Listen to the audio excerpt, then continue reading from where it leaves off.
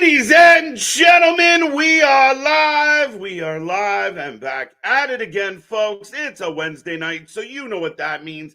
It means another episode of AEW Dynamite. Again, like every Wednesday, we're starting off with all the hopium, hoping for big things, lots to talk about. MJF returns, and we'll kick off the show.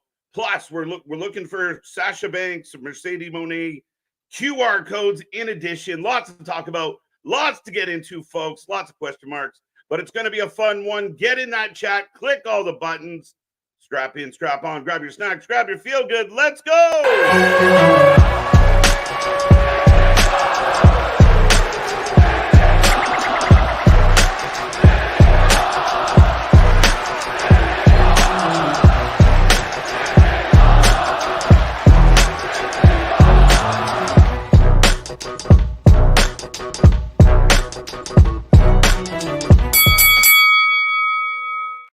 Ding, ding, ding. We're live and back at it again, folks. Like I said, we are the Wrestling for Life Network. This is another live stream. I hope everyone out there is having a happy, healthy, and safe week. You did it. You got Hump Day in the books. We're going to cap it off with some wrestling. Big week ahead. Lots of shows, lots of things to talk about. It's going to be a fun night tonight, we hope. And lots to talk about, lots to get into, of course. As always, all the wrestling news, all our live reaction to everything that's happening on each and every show, folks.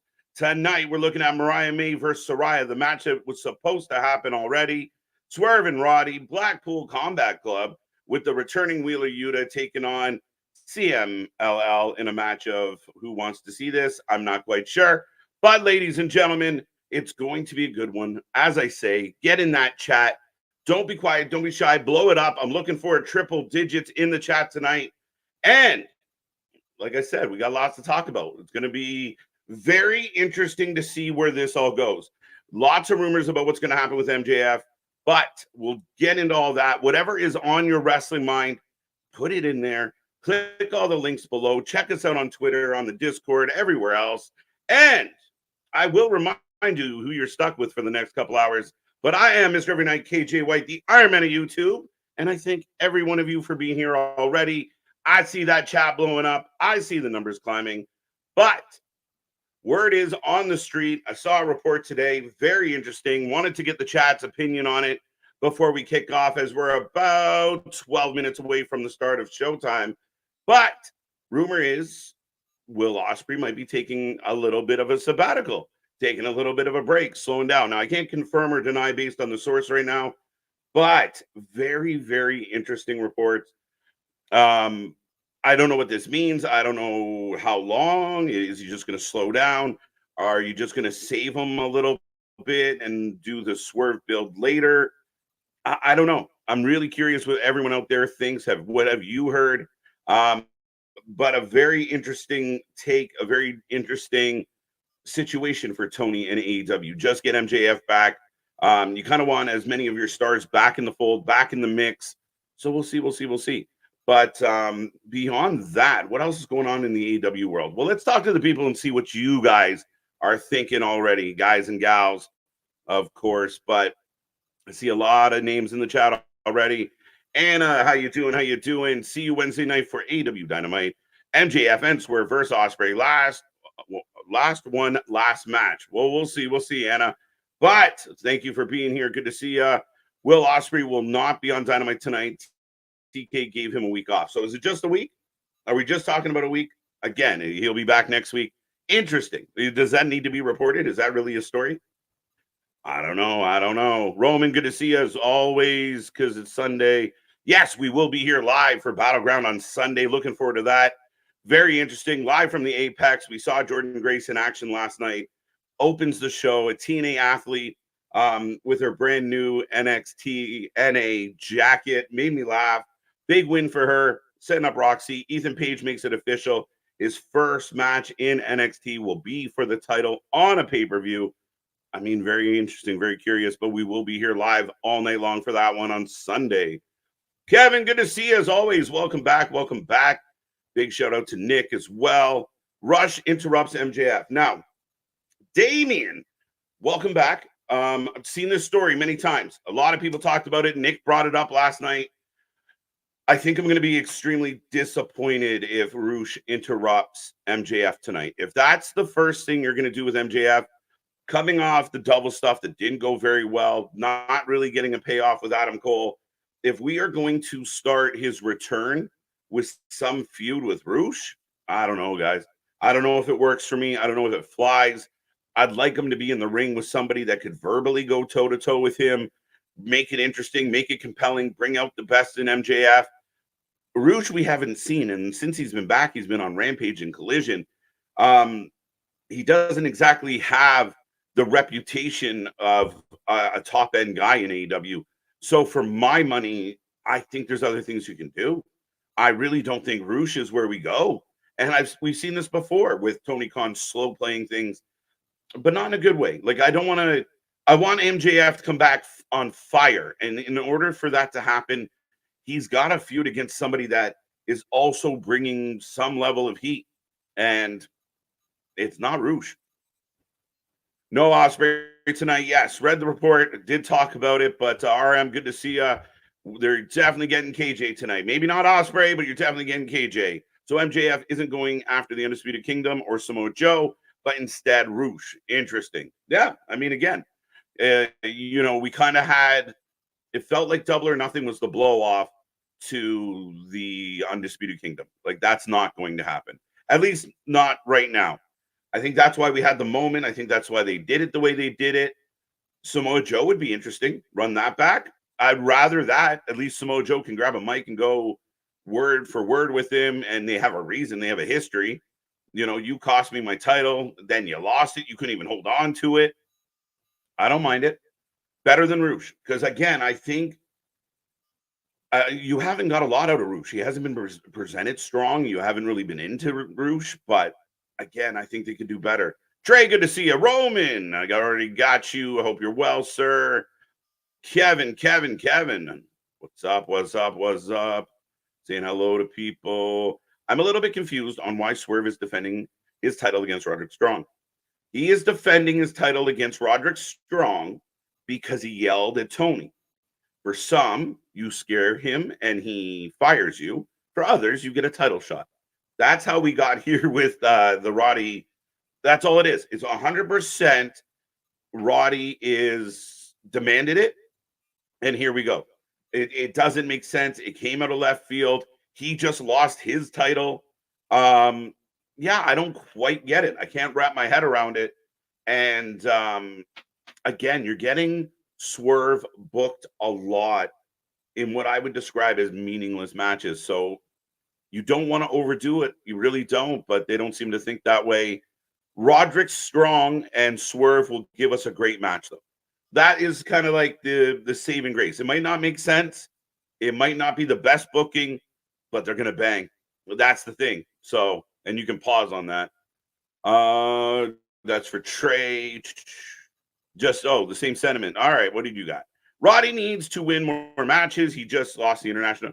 Oh, yeah, okay, so going back to the Roddy thing, yeah, I mean, Roddy lost his belt, and then you follow it up, and he's going to take an L tonight to Swerve. How does that help Roddy?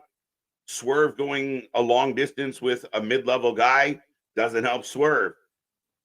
Again, we're going to get a good match, but it doesn't really help anything. It doesn't really add to anything. And again, what is happening is you're developing a very large fan base with a bit of a malaise, with a bit of a shrug. All right, we know you can put together good matches because you have the talent there to do it, but what does it mean?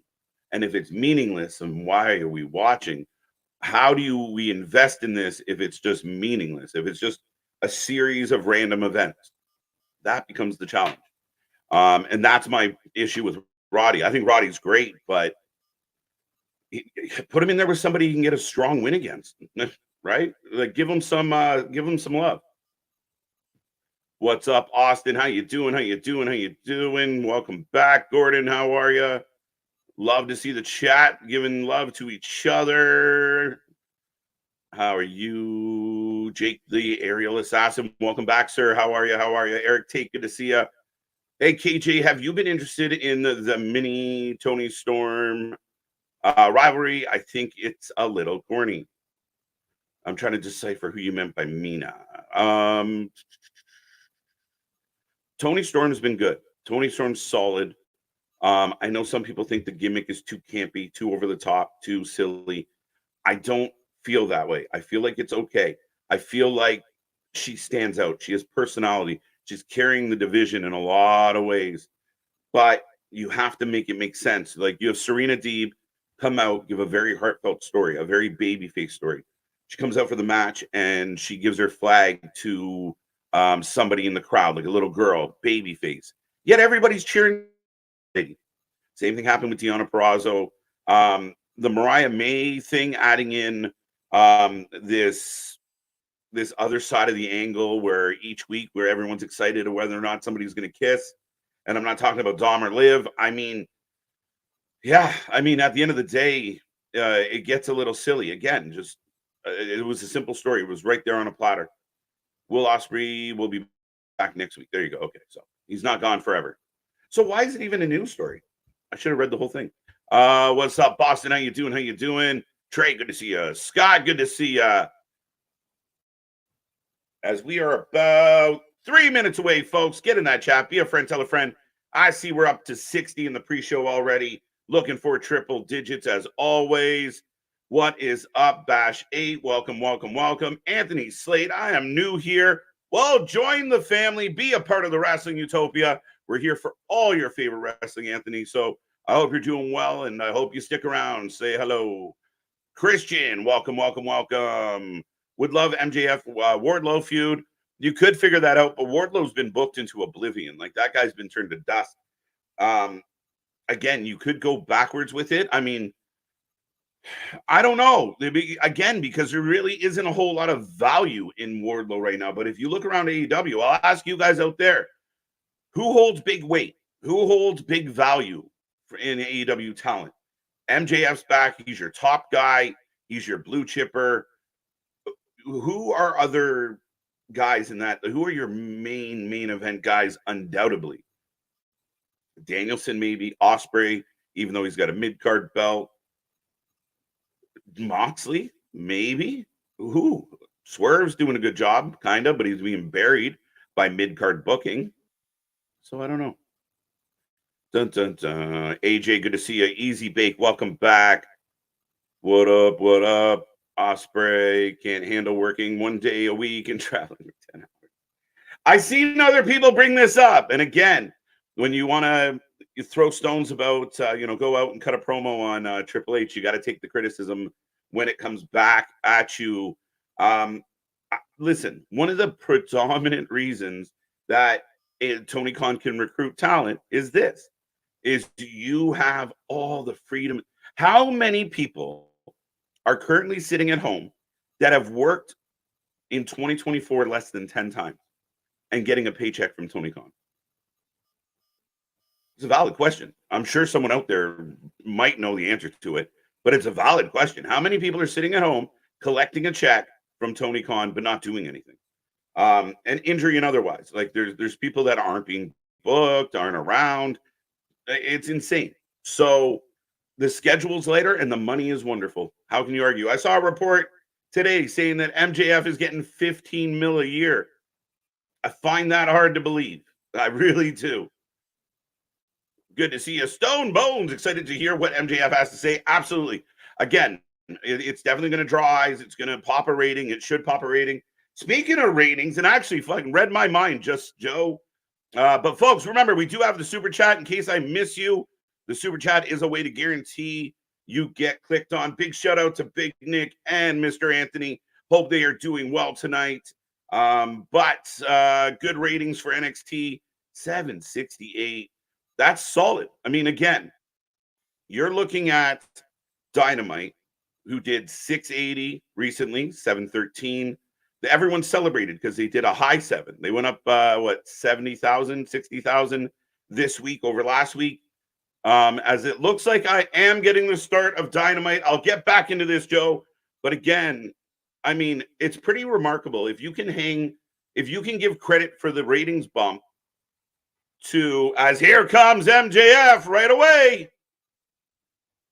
If you can attribute that bump in ratings to Jordan Grace and or Ethan Page, it's pretty good for some TNA talent. It looks good when you're trying to build this relationship and you can look at the bigger company and say, hey, look what we did. Look what we helped accomplish. So good on them.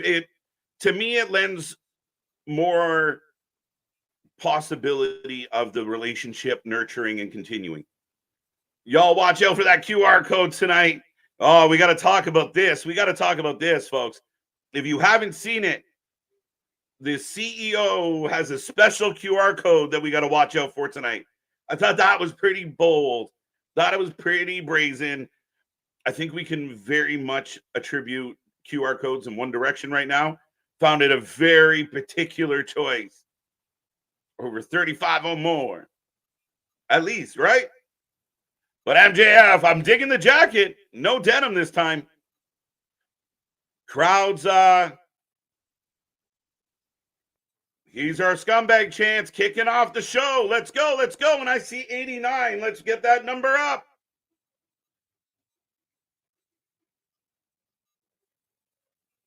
If my eyes are red and a little bit squinty, we're in Colorado, baby. So there you go. The former champ, feeling good. He's part of the Vitamins Club, folks. Oh, Mina from Stardom. My bad. Look at that t-shirt. The wolf t-shirt's pretty cool. Nick got to be ordering that right now as we speak. The Burberry wolf on that tee is pretty solid. Let's go, Jordan. Good to see ya.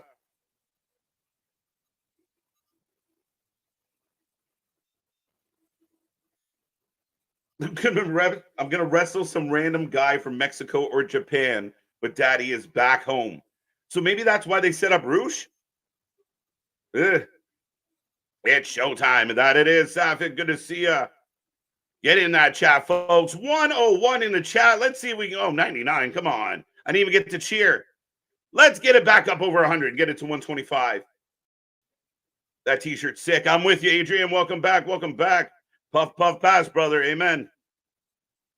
Welcome to the chat, Alex.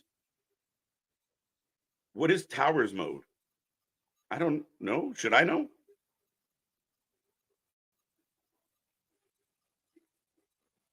Ooh, talking about Swerve. Give him a little jig to the air.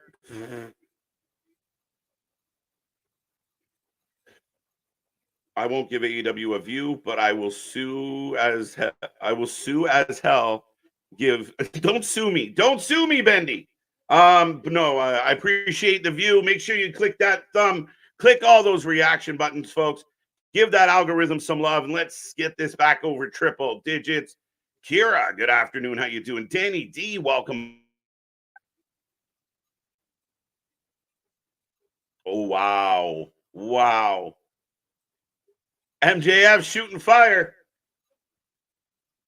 Guess you missed your public speaking course. A Cockney cockhead.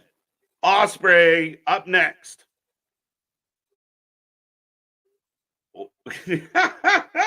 MJF mocking Will Ospreay. What's good, TJ Hook? How you doing? Smart to start the show with him. Good atmosphere to get us going. 100%. Start on a good vibe, good energy. Let it work. I'm okay with this. I just hope whatever you follow this with, follow it with something quality, Boston. I love the start of the show, but don't come back with don't give us Soraya, whoever, right after it. Don't do that. Don't give us Mariah May right after this promo. Give us Roddy if you have to. Maybe not the champ, but give us something good. No love for the West Coast. We got all the love for the West Coast. Right? How are you doing, Tony? How you doing? He might not have any. East Coast boy. He's got the crowd with him. Nobody else in the company, with maybe the exception of Ospreay, cuts a promo and has the crowd with him. Follow the bouncy ball. Ospreay MJF feud would be great. We got to wait for it, Danny, but it's going to be good. Roasting Okada, roasting them all. Dude, Rush should have stayed in AAA. He is a joke in AEW. I'm with you, Clinton. And that's why I'm a little concerned. If the rumor is Rush comes out tonight, I don't love it. I really don't love it. And even if the schmarks out there want to say, oh, but KJ, it's gonna be a good match. Like I just said, this guy's got the crowd eating out of the palm of his hands. You got to give him something interesting. You got to give him something compelling. You got to give him somebody that can answer.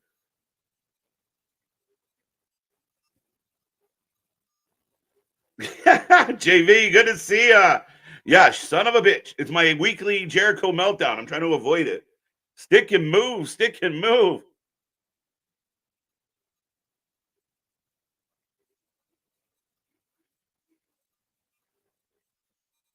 Go home to heal from my wounds after carrying this place. Ooh.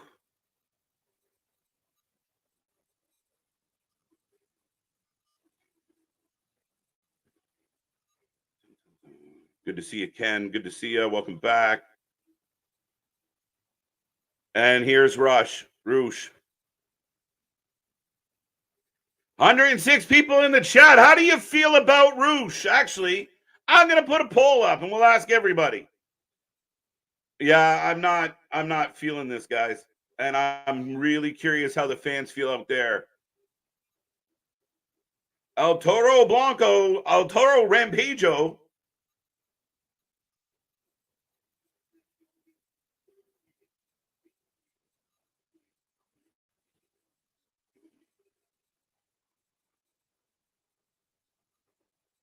Okay.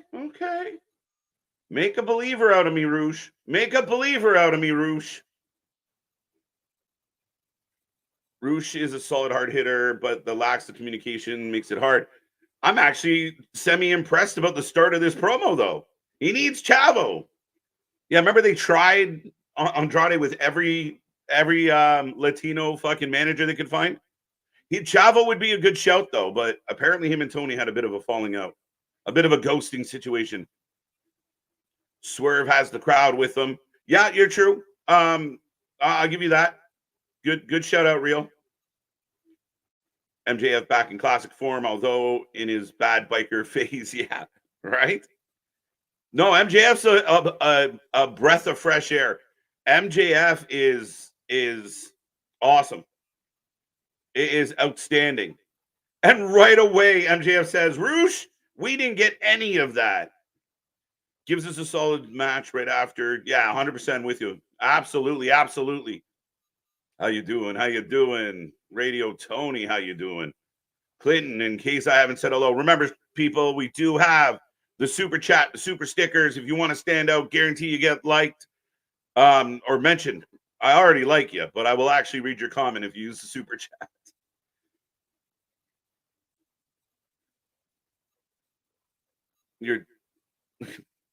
Your dollar store suit making your bank account look dry. I don't love. If you were going to set Roosh up to take on MJF for my money, you should have had Roosh on Dynamite for the last few weeks, picking up W's left, right, and center. Good promo until Rush showed up. Maybe. Roosh is all. I don't dislike Roosh. And welcome to the chat, beautiful. I don't dislike Roosh. I don't love. I just don't love his positioning to walk into this feud. I want bigger, better, stronger for MJF. And that's as an MJF fan, not as somebody trying to be negative about AEW. I think MJF deserves better. 100%. The mic for 2 hours. It'll probably be a better program.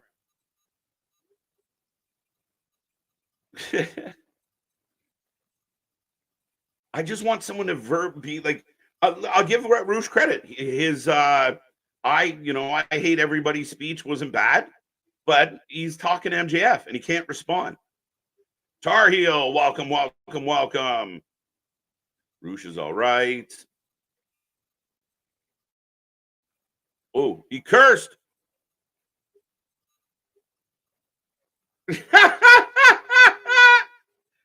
Let's go. MJF gave us a little. Rush is taller than Andrade. Okay, I'll take your word for it. But here's Christopher Daniels and security. What's up, Brandon? How you doing? How you doing? I would love to see Okada, MJF Okada, but again, Damian, not a bad idea. Even though I haven't loved what Okada's given us, I think that it's the same problem. Verbally, MJF's going to murder him. There's no point. The Bucks can't even speak for Okada because he'd murder them, and they'd get actually hurt. They'd be upset. They'd be pushing him out of the company next. I love live TV. How could you not? MJF killing it. Good promo. Let me see what the chat is saying. So 53% of the people are saying thumbs up. So a slight edge to thumbs up.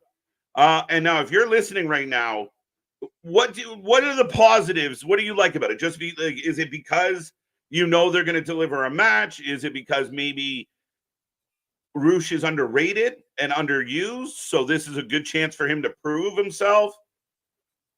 I mean, it wasn't a bad segment. I really enjoyed the start of the show, and even Rush's participation, I didn't hate it. On paper, really struggle with again, Rush has been a Rampage guy. As we are going to a video package. It's Roddy Strong. Jogging, folks. But ladies and gentlemen, we are rolling along. MJF, Rush have met face to face, broken up by security. Looks like that's where we're heading. And again, maybe, if that's the match for Forbidden Door, how do you feel about it? Are you like, all right, this should be the match for MJF, or are you kind of not sure? But yeah, we're getting a Kingdom package right now and a little bit of a rah-rah speech from Roddy about Roddy. Now, this is how you open a show. I'm with you. Hi, Marks. Let's see. We always start the week. We got lots of hopium. Let's see if we can keep the energy going this week. But a great start. Again, MJF being back, breath of fresh air, feels good, good energy. Again, I give this kid so much credit for his ability to just own the room. He simply owns the room.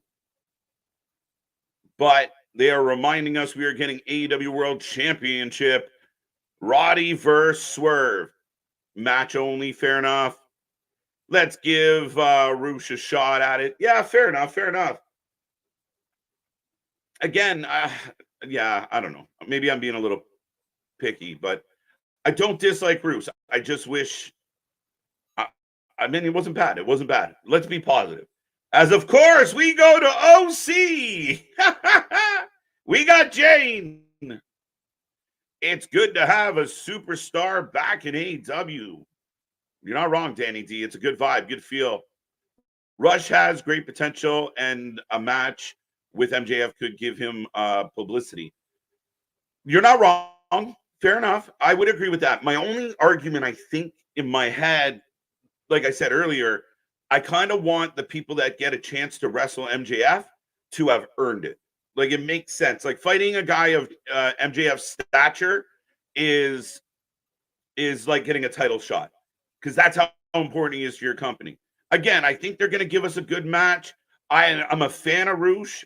And even as he has great potential, I think it's beyond that. I think he has great talent. Again, I think my issue kind of falls back towards the overall booking of the scenario, but I'm really optimistic as far as what we get. But here comes Kyle O'Reilly, folks. We take a prediction on every single match. Let us know who is going to win this one. Do you got Kyle, or do you have Orange? Are they teaming up? They're teaming up. Are they fighting? What is happening? Do you remember Rush's rivalry with PCO and Ring of Honor? Fair enough. That's a good point. That's a good, valid point. Like I said, I mean, I got to give some love to Rush. And it's not so much Rush's fault that I feel the way I feel. All right, so tag team match. There we go. I'm organized. As here comes Jay Lethal. OC is overrated. OC, Chair, welcome back. To me, OC is more overbooked than overrated. I think the guy has talent. He has a shtick that works. He's less over with the crowd, but once upon a time, he was very over with the crowd. I think if he was booked more intelligently and more sparingly, there's something there. There's some little things that I think if, like, imagine Orange Cassidy at NXT and having someone like Shawn Michaels or Regal or one of the coaches there say, hey, I love the gimmick you're doing, but here in this spot, take your hands out of your pocket. Or in this spot, you got to fire up. You can't just be Mr. Laid Back Cool 100% of the time. There's got to be a fluctuation. You can't be one-dimensional. We got to put layers to this, as we like to say. As here comes Rey Fenix. What is happening right now? It's a four-way match. My bad. There you go. I didn't even have that on my list. So the winner of this gets a shot at, okay, now I do remember. My bad. But yeah, I think going back to OC, I think there's talent there. It's just the way he's been booked. And again, he's a bit on the one-dimensional side, but I remember when they booked him to fight Ospreay, and a lot of people were like, no way, and the Jim Cornettes hated it. But they banged. He can go. He can really go. I just wish he wasn't so basic. If I don't mean that horribly rude way, but there we go. Kevin saying great promo. I think Rush did well. He pulled that promo off. You know what they did well with the Rush situation? As we are off and running, guys, let me know who you think is going to win the Fatal 4-Way. As a crowd behind Jay Lethal, who I thought was a heel. I'm so confused, but they're cheering him on. I think Rush did well. They kept Rush. They didn't let him over top. He came out. He got to the point. He was aggressive. He was strong and allowed MJF to just take back over. Strong heel promo, short, sweet. Don't give him too many words. MJF, saying what a lot of us are thinking of, like, and, doing MJF things. Then they get in a bit of a scuffle. Again, a good, solid, it's not like he's getting in a scuffle with a kid. Rush is a good size, good competitor. I give him some points. I didn't hate it. As MJF, OC fights to get his hands in his pockets. He's successful. And Kyle O'Reilly kicks him in the chest. Drop kick. So MJF's first program isn't Adam Cole. What was the point of the whole storyline? Well, okay, so MDP, what ends up happening here, that is Double or Nothing, they buried it. They got rid of it. They put it behind them. They did that because the overall delivery, approach, everything about the Devil storyline sucked. It wasn't good. It was even when you got somebody like the Observer putting out, it was the worst. It was the worst storyline of the year. So instead of bringing it back and still waiting for Adam Cole to be healthy to get MJF Adam Cole back in the ring, they killed it. They put it, like I said, they brought the mask out. He kicked Adam in the nuts. He stomped on the mask and basically said, that's it. We're moving forward. So I understand where some people expected the payoff, but the storyline was so bad, just let it die. Let it die. And that's what they did. So we're moving forward. Will they one day cross paths again? Yeah, I think so. But, Phoenix and Kyle kicking each other, all four men down, really. And the crowd cheers. It's good. I got that one. Match only got that one. All right, gonna catch up. Awesome promo by MJF. Great start. Absolutely. Ospreay would be better as a challenger. Yeah, but I don't think you can give us that right away, especially now that Swerve's set up to be Ospreay's set up to be the number one contender. I don't think you got to keep him. You got to save some stuff. You know what I mean? It'll be a good match, MJF versus Rush, but no build up at all. Fair enough. I mean, again, what they did tonight wasn't bad. I would say I'm a little more eager or excited about the matchup between the two after the promo that I was before the promo. They kind of sold me a little bit on it. And I think, like Boston said, the Rush didn't get out there and stumble and bumble through, 3.5 minutes of dialogue. He made his point. It was clear what his objective was. And then he let the talking man talk.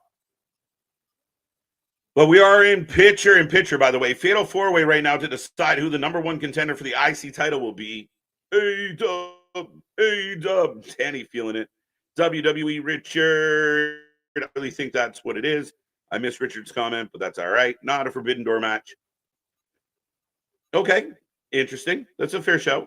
Do you think now, are you saying you don't think it should be a Forbidden Door match, or do you think they'll have it before Forbidden Door? That's another part of this. Since Edge isn't available, should have started some heat with Christian. Maybe. I don't really want MJF fucking around with the kiddiness that Christian brings to the table. I like what Christian did. I feel like it's tapered off, and I really don't much care for Nick Wayne's mom, kill shot. I mean, I'd rather do without all of it. I'm just trying to think. Again, I don't even know. Again, it's not a long list. It's not like, let me know if I'm missing somebody, but it doesn't seem like the longest list possible. So why not, Rush?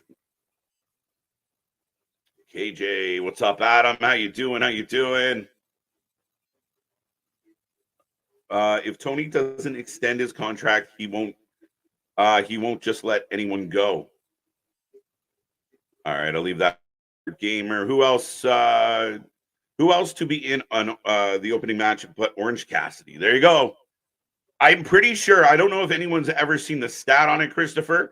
I would love to know how many shows Orange Cassidy has opened. Like, been the first match. Robert, how you doing? Is WWE bringing back WCE? No, maybe. I don't know. What's up, KJ? How you doing? Chambers, welcome back. Big shout out to Nick as well, and giving some love to the chat. M. Jackson, good to see you. Tony said it's for a title shot next week. Oh, shit. Right? Interesting. The QR code was in picture. LOL, AEW. I missed the QR code. So if anybody wants to let me know what's up with the QR code, I'm all curiosity. Interesting. 1 week from tonight. Okay. Do you think WCW is coming back? No. Vince is going to relaunch WCW on his own. Big splash by Phoenix. Big elbow by Lethal. Everybody down again. O'Reilly for the win. OC for the win. Wow,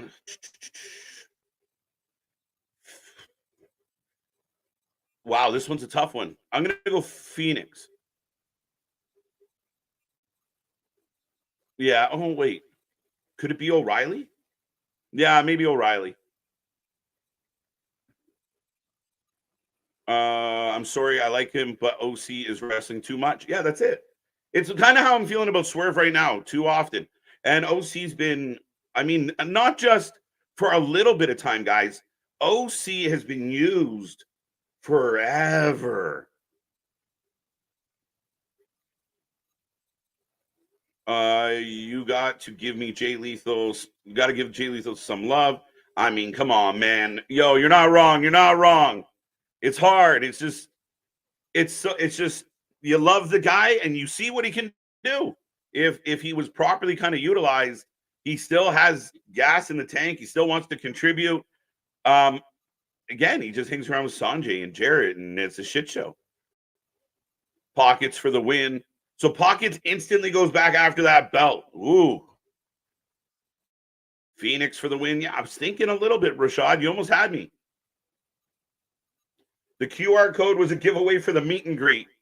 Nah, you can have that. I'm good. Thank you. Give it to Damien. Get in there. Picking Ray Phoenix, says Chambers. World Championship Entertainment. There you go. That's it, man. Do it. Do it. All the cast off. His first signing will be Ryback. KJ, when do you think Hangman returns? I have no idea. He's another interesting case. The story I've heard is he went home for family issues. I know in the past he's taken extended breaks. I don't, I hope all is well in his world and T's and P's out to the guy, but it's completely up in the air. Honestly, Kyle, I predicted he would join the Elite at Double or Nothing, and no signs of him. John, good to see you. Good to see you. I got a nickname for Osprey, the Great White Height. Not wrong. Not wrong. Tony is a mark. Random, but accurate. The winner of this match faces Osprey next week. Next week. Okay. All right. I appreciate you filling me in. Big lethal injection. O'Reilly's out. So it looks like it might be Phoenix. Lethal going for the figure four. Roll up. And Ray Phoenix gets the win. So you see what we did here. That's interesting. So Ray Phoenix is going to take on Osprey, and I kind of mentioned it that I could see Phoenix winning. Congratulations to Rashad who picked Phoenix. This is simply Phoenix and Osprey are going to. They're just going to try. They're trying to give them that viral match. That's what they're doing.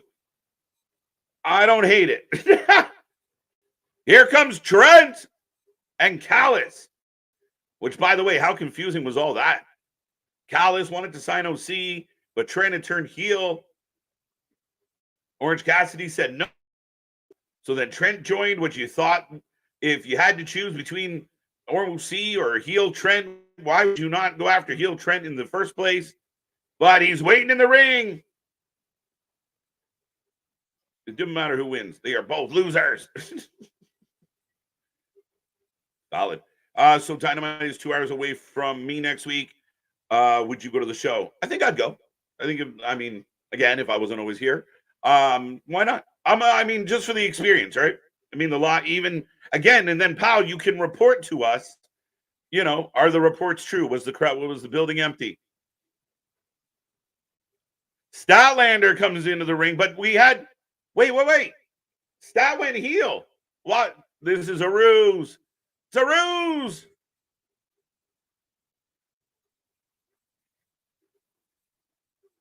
Bibbins?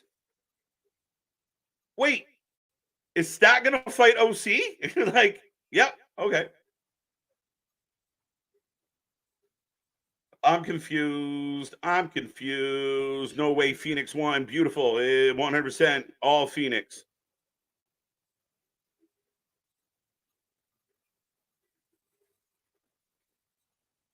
And here comes Willow. Intergender match. Here we go. Trent is like apple juice. Blah. Gross. I like Stat. With Bibbins. I like her new attitude. I don't know why she beating up OC. What happened to Trent? Is Stat with Callis? No, Stat's with Bibbins. I know, RM. Hard to keep it all together. I don't know. I missed it. What's up, Ted? How you doing? As we got an SUV rolling up. If Tony Khan's driving, I'm going to laugh. Oh, it's the learning tree. Hi, everybody. All right, here we go.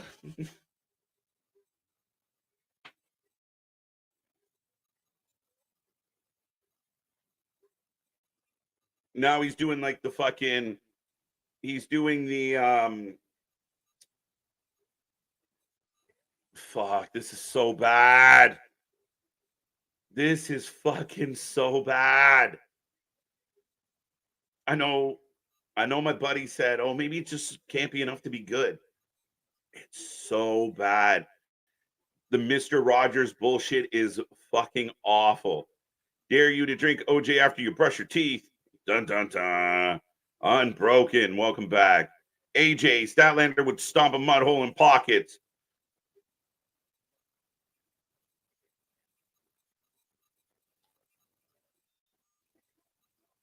How does Bounty Hunter fit in this? He's so serious. Ah! I kind of like this for Big Cass, though. I don't love it. I like them better as Ricky Starks Heavy, to be 100% honest with you. It's so fucking bad.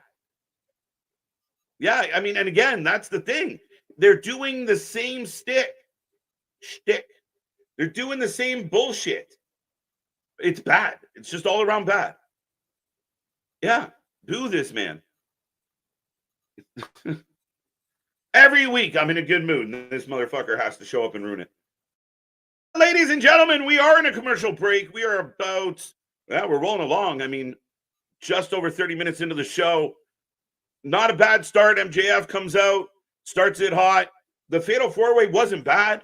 I didn't dislike it. Ray Phoenix gets the win. I see what they did there. So Ray Phoenix will take on Ospreay next week. That's going to be interesting. Should be a hell of a match, though. Then, we got a little Jericho, which ruins my mood every fucking week. But we are rolling along, folks. Remember, tomorrow is our NXT Battleground preview show. So be there for that. Myself, Nick, and Anthony going to talk about the card, talk about the rumors, talk about all the fun stuff. Probably going to talk some TNA, right, Anthony? But we're looking forward to that. Friday, SmackDown. Sunday, we're here for NXT Battleground live from Las Vegas.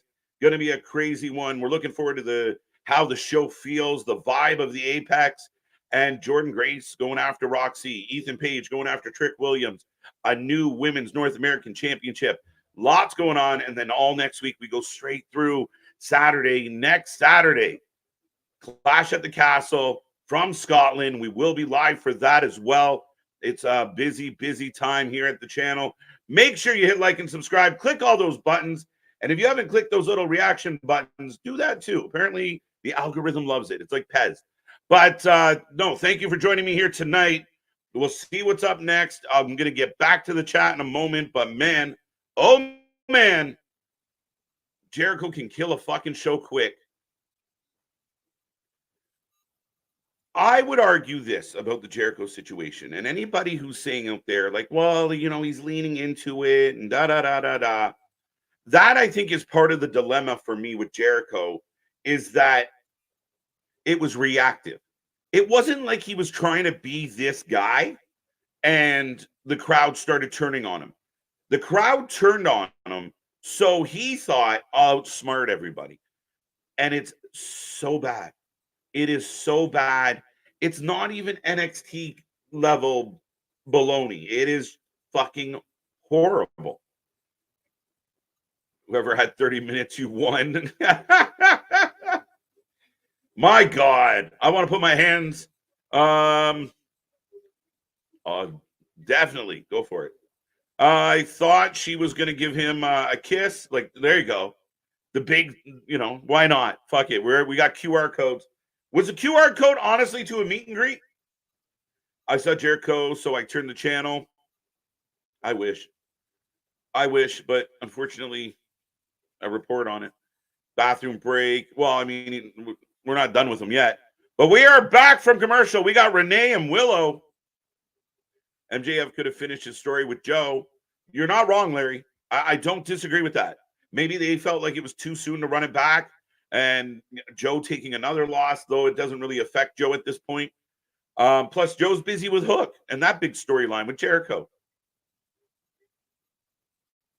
Willow is over with me, folks. I don't care what anyone says. Willow is over with me. And I see 137 people hanging out. Make sure you be a friend. Tell a friend. Take this link.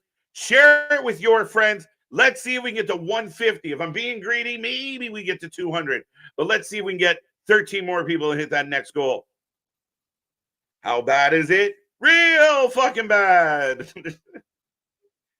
I named my cat Hook. Come here, Hook. That's awesome. That's funny as hell. I miss Y2J. I don't remember that guy anymore. I watched Backlash. No, Battleground 2017 when Jericho gets a surprise win over Bray Wyatt. Who the fuck? Jericho's next nickname will be the Algorithm. I hope his next fucking nickname is Retired and Happy. So Orange Cassidy giving Willow some love. That was cute. Willow's good, guys. Tony Khan could have saved himself a whole lot of money and just pushed Willow. She's good. I mean, get that girl to NXT. Let's go. Willow is the best thing in the women's division. One of probably your best straightforward babyface adds Christopher Daniels coming out. He's mini Adam Pearce. They got their own Adam Pearce. It's like if Adam Pearce was in the dryer. Punk costing Drew title clash at Castle. John, I can comfortably answer this tonight because my partner's not here, and he's very passionate about this particular topic. Punk is going to cost Drew the title at Clash. That is my opinion. I could be wrong, but I believe that's what the story is leading to. Other people think that Drew's going to win at Clash, and then Punk and Drew are going to fight for the title. I think Damien's going to fight Gunther, and I think CM Punk's going to fight Drew no title at SummerSlam. But here comes, hey, Mark Briscoe! Man in a hot minute. You're a Ring of Honor champion if you didn't know, and I wouldn't blame you if you didn't know. Nobody knows. I like Chris more. Okay? Expand on that thought. Show your work. Stat needs to win the feud. Stat needs, again, when we see a lot of these matches, Stat just needs time. We got to see her. What can you do? We need more. You know, there's no reason why we can't have, like, why don't give me Mariah May. Give me Statlander Mariah May. Give me, Statlander, fucking pick a name. Give me a match that's going to further people's standing in the company. Mariah May does nothing for us. And here comes Brian Cage. Oh, fuck. Willow's hot when she's angry. Down, boy. Willow is completely over and I love her. There you go. Nothing but love for Willow. Now, what do you think, folks? Willow is boring. Why is she boring? I think she's all right. She doesn't bore. I think when she was first kind of getting in there and kind of getting mic time, she a little flat, a little, rehearsed. I think she's gotten a lot better, a lot more natural, a lot more comfortable. Definitely good crowd response. Yeah, I'm sorry. Willow's over with me. Obafemi versus Moose. Make it happen. I'll make some calls. We'll see who we can get on the line. Ricochet is all elite. I almost agreed with you, Bash. I almost agreed with you. But being that they sold his last spot as an ongoing angle, he ain't going nowhere soon. Y2J needs to get a life. Just get out of the ring. Get away from wrestling. Using Tony's thanks, guys. The whole situation wants to make me act. And again, why are you acting like the Young Bucks? If I were the Young Bucks, I'd say, hey, Chris, you notice you're kind of doing our thing? Now, we got heels that are both smarmy, annoying pricks. And we're both, help us out, Mr. Jericho Hogan. 2 more to get to 150. I love it. TNA. Again, we saw the ratings for NXT last night, guys. And you have to give them credit where credit's due. There was nothing really special about NXT other than the presence of Jordan Grace and Ethan Page, and they popped 700 plus. I like it. Kyle Starks is injured, and his contract close to expiring. Starks is not injured. Starks has been adamant and went on the record in an interview to make sure everybody knows he is not injured. By the way, has anybody made a prediction on this match? Who you got, Brian Cage or Mark Briscoe? Jericho should retire. Look, I don't want to beat the Jericho thing to death because I think I do it on a weekly. Sometimes randomly during WWE programming, I'll go off on a Jericho tirade. It's just like a trigger for me. If utilized properly and if utilized in a way that was helping talent get over, as the experienced guy, Jericho is useful. If Jericho had 2 feuds, maybe 3, short feuds a couple times a year, and then went and fucked off and did his band stuff or did his podcast. And when he returned, it was a bit of a pop. Oh, Jericho's back. Everybody sing Judas. That'd be fine. But the problem is he won't go the fuck away. So now we're sick of him. And now what the problem I think a lot of people are having with Jericho now, and even some of the diehard fans are having problems, is it's absolute shit, but he's telling you it's chocolate cake. That is the fucking problem. We can all see what is happening. We know what you're doing. We know it's not good, but you're looking us dead in the face and saying, this is amazing. And if you don't think it's amazing, you're fucking dumb. You just don't get it. The comedy is over your head.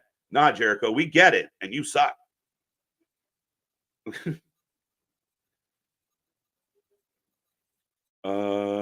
If you don't go away, how can we miss you? It's kind of the same deal with Orange Cassidy, right? Orange Cassidy has upside. Orange Cassidy has been over with the fan base. But you've been opening the show for 5 years, 4 years. What the fuck? Can we take a break from this? Can you go away? Stretch your legs. Come on back. We'll cheer. I promise.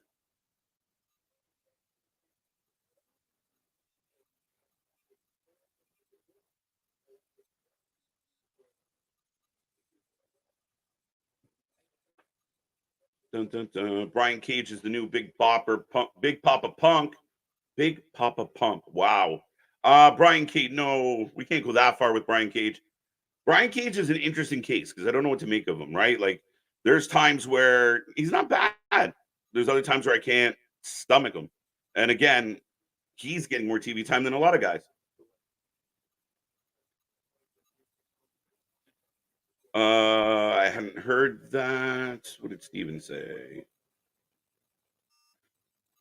Briscoe wins roll up. Let's go. We need Braun to do the match. Yeah, absolutely. Absolutely. I thought Willow should have been the one to beat Jade. At that time, might not have been the best fit. Might have been a little early. I love Stat, but I love OC more. That's an odd. Okay. I'll accept that. Mark Briscoe wins hands down. Please, Jamie Hayter, come save us. I'm really curious to see what Jamie Hayter can do. I know a lot of people love her. I know she was champ. We'll see. I'm really curious. Do they bring her back and put her in a mid-card rivalry? I don't know. Thank you so much for the super chat, Rashad. I appreciate it. There. Oh, look, you doubled up. What's the next feud for MJF now that he's back? It looks like it's going to be Roosh, and potentially Roosh at Forbidden Door in Long Island. So he's going to be a big baby face. He's going to be hugely over. And it looks like it will be MJF Roosh at Forbidden Door. Maybe sooner, but my guess would be save it for the end of the month.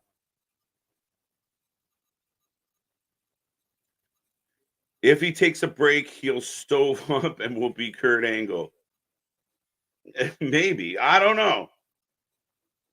I think I know what you're saying there. But Rashad, once again, thank you. Remember, folks, try and click on every single comment in the chat. But if you want to make sure you're guaranteed to be clicked on, click that super chat. Stand out from the crowd. As we are coming back out of commercial, out of picture in picture.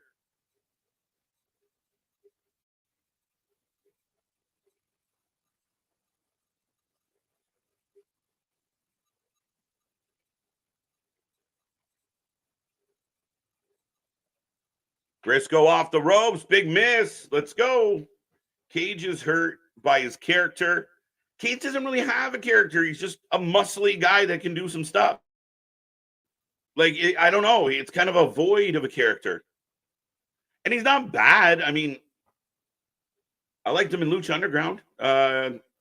Chris Jericho is like high blood pressure. Too much of him might kill you. Facts. Trust me. I have no interest in Cage being in a ladder match.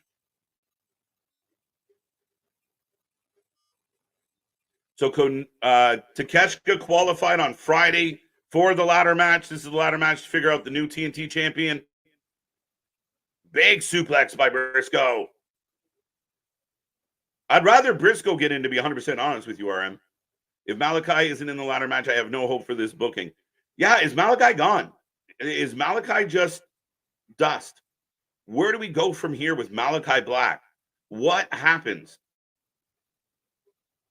Brian Cage sucks all them muscles for nothing. He doesn't really fight like a traditional big man. He likes to do his flips.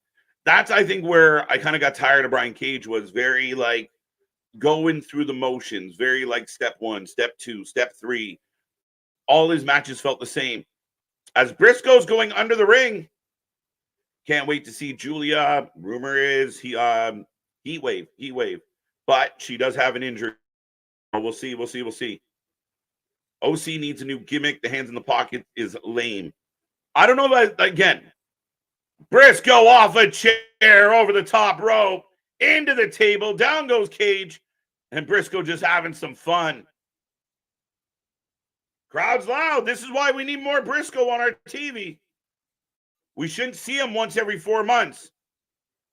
And tell me if I'm wrong about that. We do not get enough of Mark on Dynamite. He's actually got the crowd up and energized. When do we see Julia? Could it be NXT Heat Wave? Yes. As we go to Jack Perry, scratching his beard. Got to put some oils in it, bro. Not even MJF can save the train wreck of a show. At least he started it off with good energy. If nothing else, I'm trying to be positive about it. No, Nick ain't here today. Tyvon, Nick takes Wednesdays to, he dodges the AEW bullet when he can. Briscoe for the win. Cage is hurt by his character. Got that one. Yeah, back to OC. He doesn't need a new gimmick. It's just he overuses it. We're sick of seeing it. I mean, could you give him something a little different? Maybe. It's got to just not be boring. Not be so one-dimensional, like I said earlier. Why is Briscoe keep grabbing chairs? It's just the Briscoe thing to do. Next month, because Julia has commitments in Japan. Well, keep in mind, Julia hurt her wrist. She's got a cast right now. So things have maybe changed a little bit, but the rumor is she was scheduled to be Roxanne's opponent at Heat Wave. Big discus forearm. Super kick from Cage. Brian Cage, all that buffness for none. He ain't doing it. Death, see, you got this big muscly guy getting tossed around by Briscoe, who's not the biggest of men. But again, the crowd right behind Mark. Froggy Bow! It's over. Ladies and gentlemen, Mark Briscoe qualifies.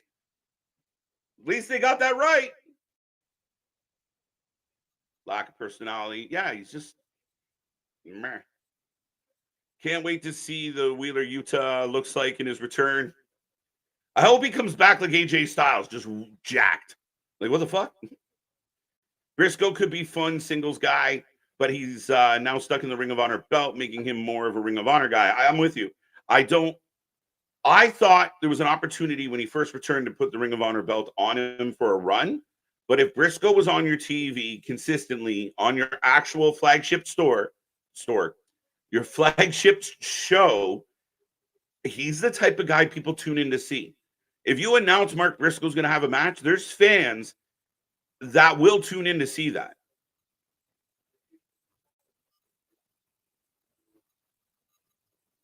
Jack Perry talking to the TV. Is it a guarantee that Jack Perry, like a slam dunk, Jack Perry's winning this ladder match? Briscoe wins. I'm surprised a little with you. I'm kind of surprised a little bit too. So when was the last time Brian won? Not very often. His cage of agony as a trio's got to win, but I don't know the last time Brian Cage won anything. All right. So Jack Perry letting Briscoe know that he's going to be the next TNT champion. I forgot to say both of this year's Money in the Bank ladder matches will feature 7 people. Yeah, we touched about that last night. That's a lot of people. But what I forgot to say, last minute additions are possible. So we could get to 8. Interesting. I can't imagine they go much more than 8. Cage is an enforcer. Chair, 100%. Cage as the muscle guy in a faction behind a smarmy, quick talking heel. Perfect. Well, we go to the back. We got Renee, we got Joe, and we got Hook. 1-1. Why didn't Cage Group help him? That's a wonderful question. Tony Nese. What the fuck? After all these years, still losing matches?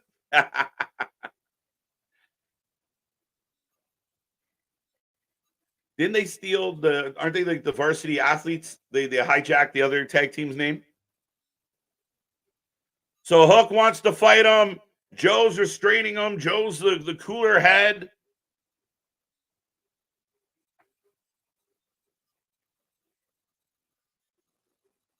All right. I like when Joe's the killer. When Joe's like, how dare you? And just goes off on people. I'm not really feeling a cool, calm Samoa Joe. What championship does Briscoe have? He has the Ring of Honor championship, which I don't even know if he's defended. Maybe once? I would love to see Mark Briscoe in WWE versus The Miz for the U.S. championship. Interesting booking.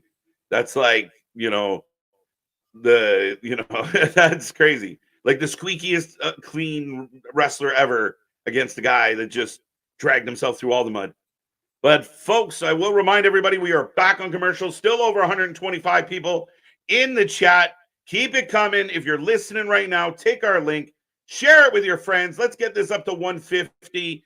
The show is rolling on. I mean, decent pace. Actually, still in the first hour. The first hour is coming to an end. But a lot has happened.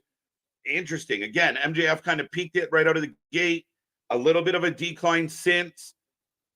How you feeling? How we feeling on this Wednesday night, folks? Jack Perry's Dylan McKay. Tony Nese. Where's Tony's nephew? I think he was standing next to him. Premier athletes. That's the bullshit they came up with. Jack Perry is average. Yeah, he is. Again, you're investing a lot of time and money into a guy that's never going to draw you any, in my humble opinion. Jack Perry's never going to be the reason why people buy tickets. Oh, I got to watch that Jack Perry angle. I got to see that Jack Perry match. No, he's a good upper mid-card guy, maybe at best.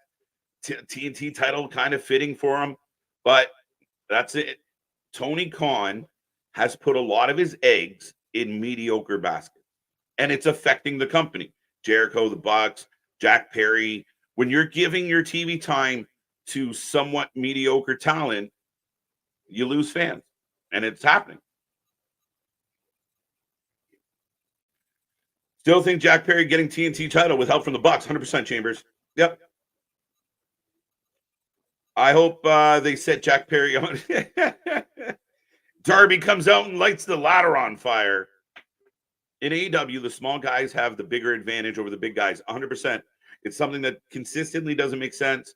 And again, I don't know if it's just because, like, maybe it's a thing where Tony Khan feels more comfortable going, like, dealing with the smaller guys. Does that make sense? Because he's so small. Like, he's nervous around the big Jack guys, so he only pushes and he makes friends with, like, Sammy Guevara, Jack Perry, the Bucks, the little guys. I maybe that's it. I don't get it. I really don't understand what he doesn't understand about the situation. Small guy, big guy. Big guy does big things. and the little guy should not be tossing him around. Jack Perry is average, got that one. Who Killed WCW is on right now, 5 to 10 years from now. Are we getting... it's possible, Fred. Welcome, welcome, welcome. As Jericho bumps into 2.0. I can't handle this. Honestly, this is fucking... Guys, this is different. He's digging in so hard, it literally is... Like, I want to turn it off.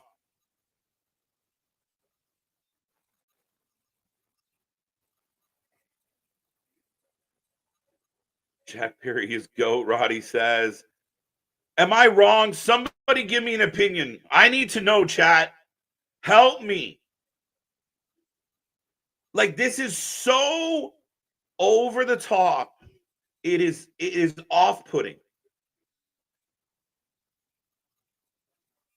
It's fucking awful.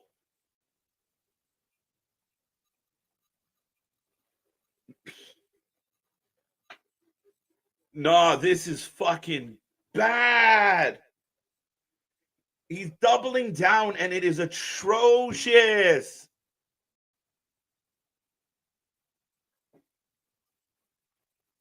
Here come the Acclaimed. Ugh. We are watching a televised midlife crisis every fucking week.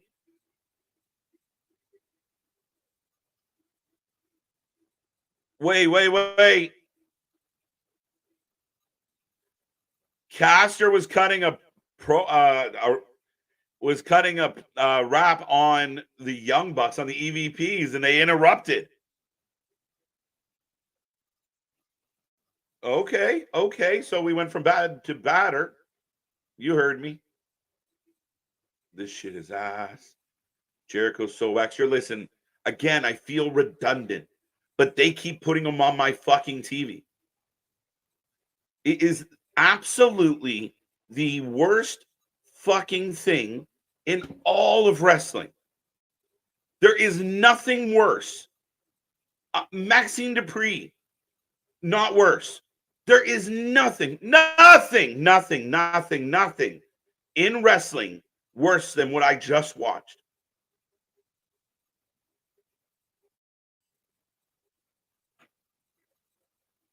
So did they just get suspended or kicked out?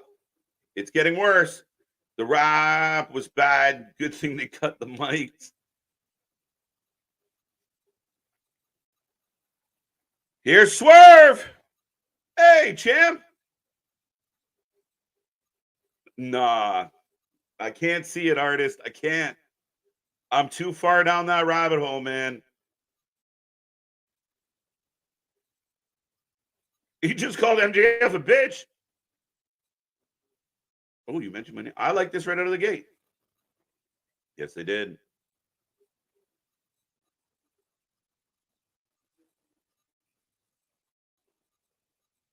So he has the contract for Forbidden Door.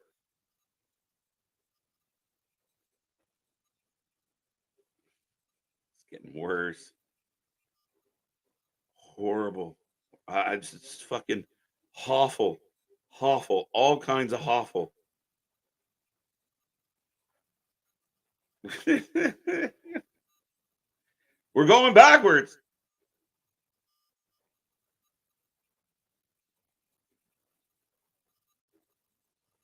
This is getting worse.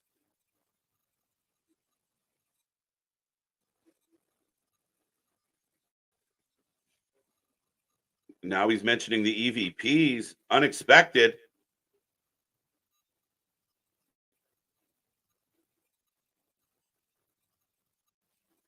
No, I disagree with this completely, Tyvon. And I'll get back to it.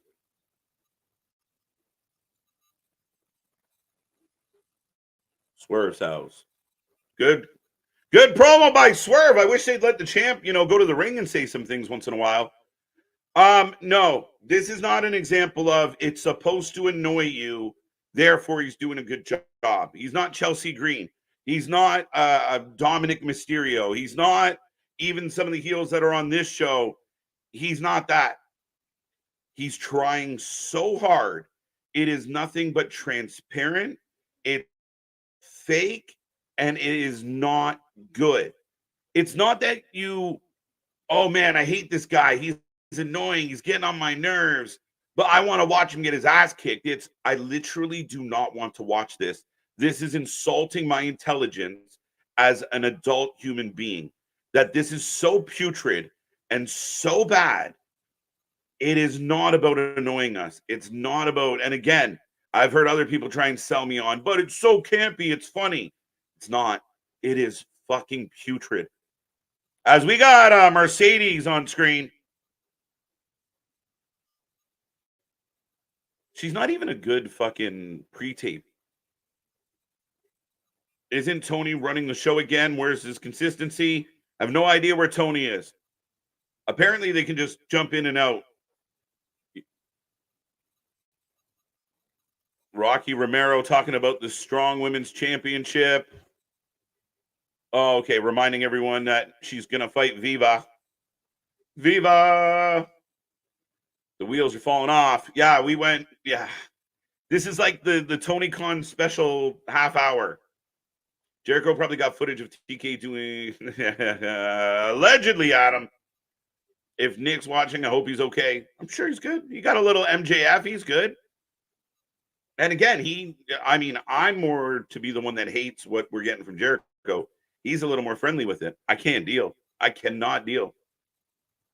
AEW and 5 years back is such a difference.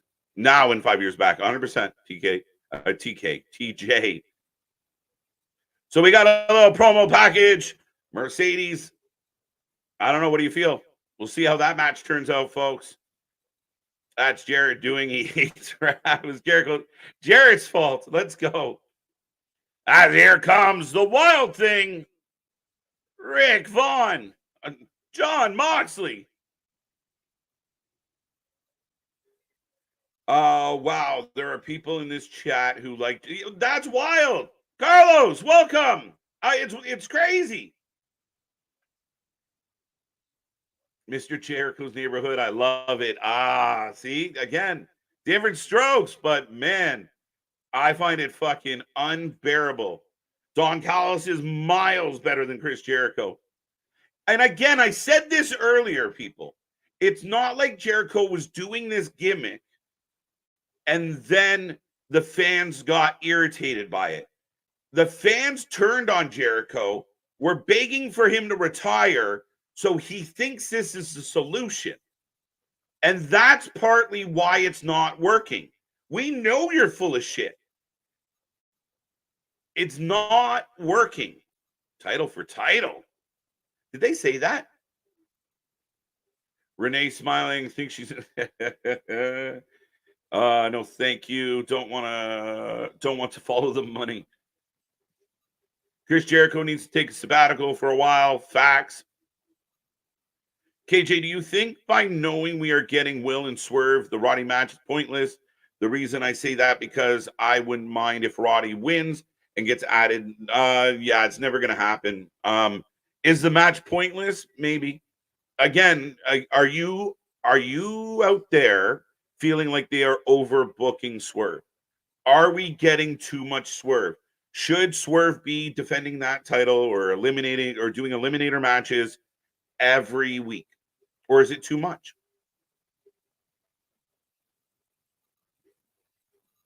So the BCC back in the building. Wheeler Yuta back, by the way.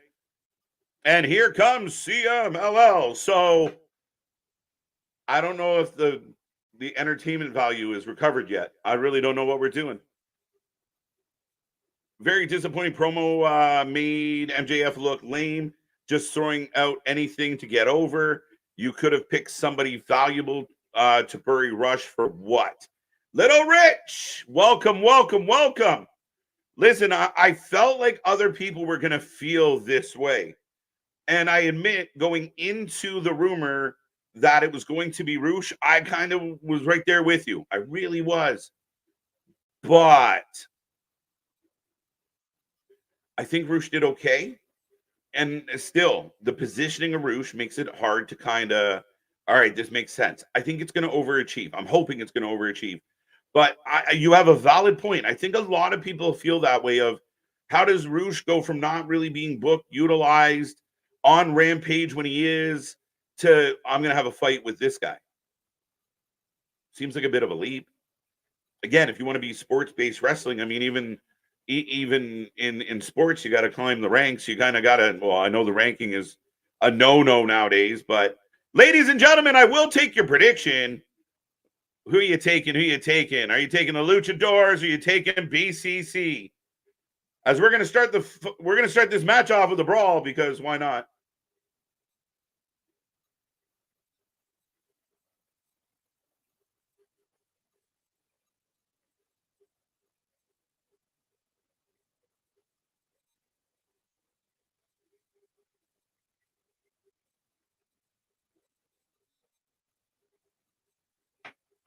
All right. BCC for the win. BCC for the win. By the way, Yuta, yeah, just a thing. Like, Yuta's here. Didn't make a real big deal about it, eh? Blackpool wins. Yeah, that makes sense. That's because Roosh is a valuable talent, but they're going to use up all of MJF's credibility till Hangman gets over on the crowd. Watch. Ooh, Hangman MJF. Chewbacca is all CML. Chewie!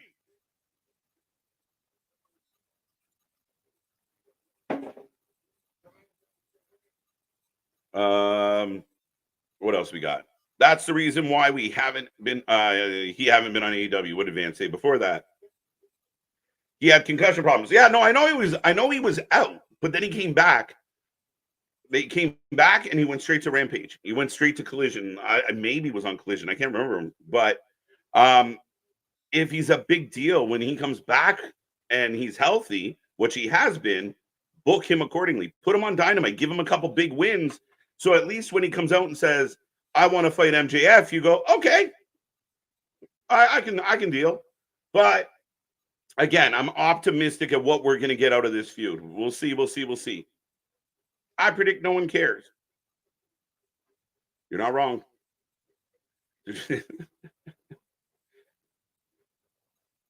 CMLL for the win. All right.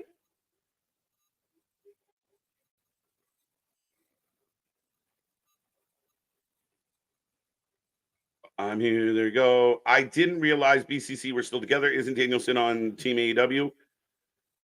BCC is interesting, right? I mean, they come and go. Like sometimes they hang out, sometimes they don't. It's interesting, Carlos. That's for sure. A fun 8-man tag with no heat. Can't they make the Forbidden Door thing more exciting? It's a good question. How does everyone out there feel about the idea that this year's Forbidden Door will have multiple companies? Not just New Japan. CMML is going to be in the mix. Rumor is we might get a little Stardom.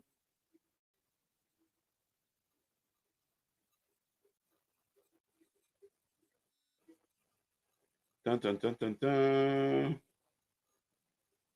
What was I doing? I wanted to look something up. Completely forgot what I was doing. I pray Roman does come back. Roman will be back. Hang tight, J-Boy. Roman will be back. But we're often, by the way, if you haven't made a prediction, I'm all ears. But which CMLL is Conan? I don't know how to answer that. It's only Vance. It's Bash 8. Please book Ray Phoenix more. They're pushing Will too fast. If he gets injured for stupid reasons. Again, that's an ongoing debate, Little Rich. Ongoing debate. You're overbooking certain people. You're underbooking others. You got to find a happy medium here, Goldilocks. Danielson off the ropes. A bit of a tribute to the Hart Foundation. Wasn't great, though. Cesaro throwing Yuta into the splash. The BCC stand tall. I got it out. As we go back to picture in picture, folks, we are rolling along. I see just under 130 people. Be a friend, tell a friend, share this link. Let's see if we can get to 150 tonight. As we continue to roll on, I'll remind everybody. I will try and remind everybody if my throat would like to cooperate. We are back tomorrow. Our NXT Battleground preview show. We got lots to talk about. Anthony and Nick will be here with us. Friday, we got SmackDown. Sunday, we got NXT Battleground. What a night it's going to be. And then we go all week next week watching all your favorite wrestling, leading to Clash at the Castle. Forbidden Doors on the horizon. Against All Odds from TNA is on the horizon, plus the indie shows. There is so much to watch, and we will be here watching as much as we humanly possibly can. Be a friend, tell a friend, click all the buttons, click that like button. I'm not sure where our likes are right now. MDB, let me know. Yeah, click all the buttons, be a part of the family. We are the Wrestling Utopia, and we are the channel that lets you speak your mind without blocking you and forcing you to agree. Facts. Randolph, hello everyone. This is my first Dynamite episode in about a month and a half. Has the product been getting any better at all? Listen, 2024 has been a rough year for Dynamite, in my humble opinion. I don't less than a handful. There you go. Thank you, MDB. Let's go. We can get that up. We got 133 people. I want to see 33 or 31 more likes. Let's go. But I will say that the product has been the weekly shows are interesting. They struggle because a lot of matches we don't care about, a lot of just throw-in matches, not a lot of rhyme and reason. Then the stuff that you are trying to build stories for is lacked. A lot of Jericho, a lot of the Bucks has hurt the show. So it fluctuates. Like tonight's a good example. I'm not bored. It's not a bad show, but what are we getting? What are the big things we're getting out of this? MJF came in and killed it tonight. And then for me, the energy level and the give a shit level has slowly declined for the rest of the show. And I think something like the ratings are probably going to reflect that. We're going to see quick. Hit the like button, please. He even said, please, folks. Let's go. Pushing Will to the moon. Again, you're going to use, I think Ospreay, instead of being IC champion, now he's, I don't think he needed to be the IC title holder to fight Swerve. I really think it was a bit unnecessary. Someone else could have fought Roddy. I don't get it. I don't get the choice, but Swerve's getting a lot of matches. He's a fighting champion. I give him all the credit in the world. But there is something to, you know what? I'm not wrestling this week. I'm only cutting a promo this week. You can't have your top guys lose that special feel. You have to keep them relevant. And if they're there doing irrelevant things every week, it's hard to. As down goes Cesaro. We're back from picture-in-picture, by the way. Why would you go to picture-in-picture when the crowd is going wild? Well, timing. You can't control that. You can control what you do as you're heading in or out, but you got a point. But nonetheless, I mean, you kind of hope they're still going wild when you come back. Yeah, huge monkey flip. Into another one. There goes Cesaro. Could be. Vince's WCW. Holy crap, wrestling. Literally, for many reasons, that's a horrible decision. Oh. Would Willow versus Nia Jax be a good matchup? Could be. Two similar styles in the sense of, big bodies. A bit of a Haas match in the women's division, but yeah. I think Willow's got a ton of upside. I really do. Nia's done extremely well, so it's hard to say. Saturday, House of Glory and AEW Collision. We might not be here, Damien, on Saturday. There's a good chance we won't be. The time of year, Nick and I got to pick some spots where we can stretch our legs and spend a weekend with some our nearest and dearest. So we probably won't be here this Saturday. But things change. Hold on tight. Thursday is Wrestling Court. No, next Thursday is Wrestling Court. So this week we're doing the NXT Battleground preview show. Next week, Wrestling Court returns. And we're also doing the Clash of the Castle preview show the same night as Wrestling Court. So fans, if you're listening right now, next Thursday, a double bill, a double feature. It's going to be a fun one. Join us. We're literally going to do court. Then we're going to switch over. And we're going to give you our predictions and preview for Clash at the Castle. And stay tuned to court. We're not sure what we're doing. I know what's up, but we'll see. Hang tight. That one's an interesting one. As we're getting a swing into the drop kick. So we got the old Tyson Kidd spot. I like it. Hurricane Rana. This match is just fucking all over the place. Who's the legal man? Danielson breaks it up. I hate that Tony Khan has made me not care about Saraya. Saraya hasn't been good. Why is this match on? Did Mox need to... Again, I guess you're trying to... Remember they teased this and I think like 19 wrestlers got deported or weren't allowed back in the country due to visa issues. I think this is them trying to run it back, guys. That's what it seems like. Did I miss Nick Wayne's mom? No! She has not been here. That I know of. WWE is used to Roman not there. And if he does, he needs help with talking, ask the wise person. I'm just going to take it as J-Boy. Yeah, again, I think Roman is a perfect example of when he is going to return, it's going to be a big fucking deal. I understand people don't like his schedule sometimes, and he might go a little too far in the other direction, like compared to a Swerve, but you make him special. And he'll do plenty fine talking with or without Mr. Paul. And when he's not around, I think this is what you were alluding to. You got the wise man to talk for you. So you got the fans now chanting, we want Roman. Remember, he was a heel when he left. But the crowd went dead for a second there. DDT. Super kick. Up and around. Into the head scissors. Down goes Claudio. I think Becky could have WWE get more money and less work, and then she can be home with... I think that's a possibility. Again, I don't know where she's at as far as how she feels about that.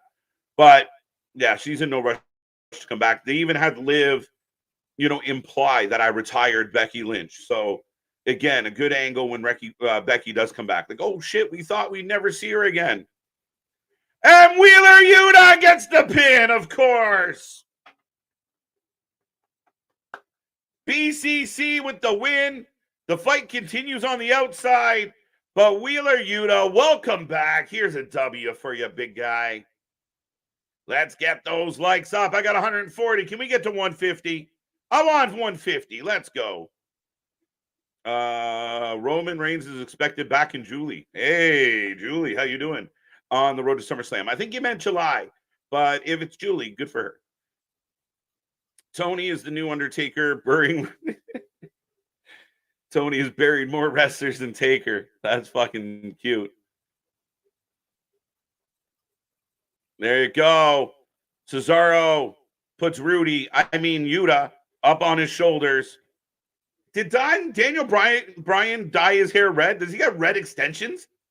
Did I catch that? Or was that lighting? I can't handle that they keep doing this. Fuck. Should WWE reenact the Dominic Mysterio custody battle? Yes. Let's go. And once again, thank you so much for the super chat, Rashad.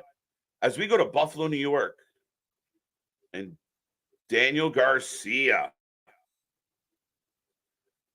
Yes. No, but like go all out. Go Dominic on a pole match. Don't put don't put something up on a hook. Put Dom Mysterio on a fucking forklift like Judy Bagwell and have the ladies fight over him. Let's go.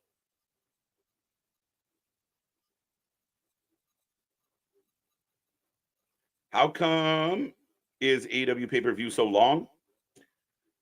Truthfully, Eric, I believe the reason or a big reason why the pay-per-views are so long, as right now, Daniel Garcia is telling the true story, for those who don't know, about a near-death experience he had. He got in a car crash, severely.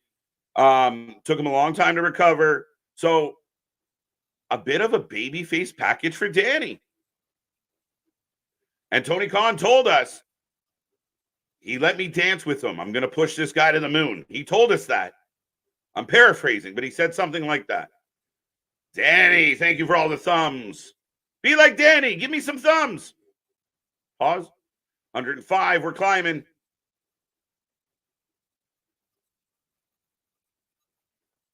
Pretty good. Pretty good.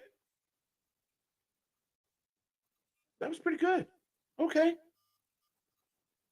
Danny, okay.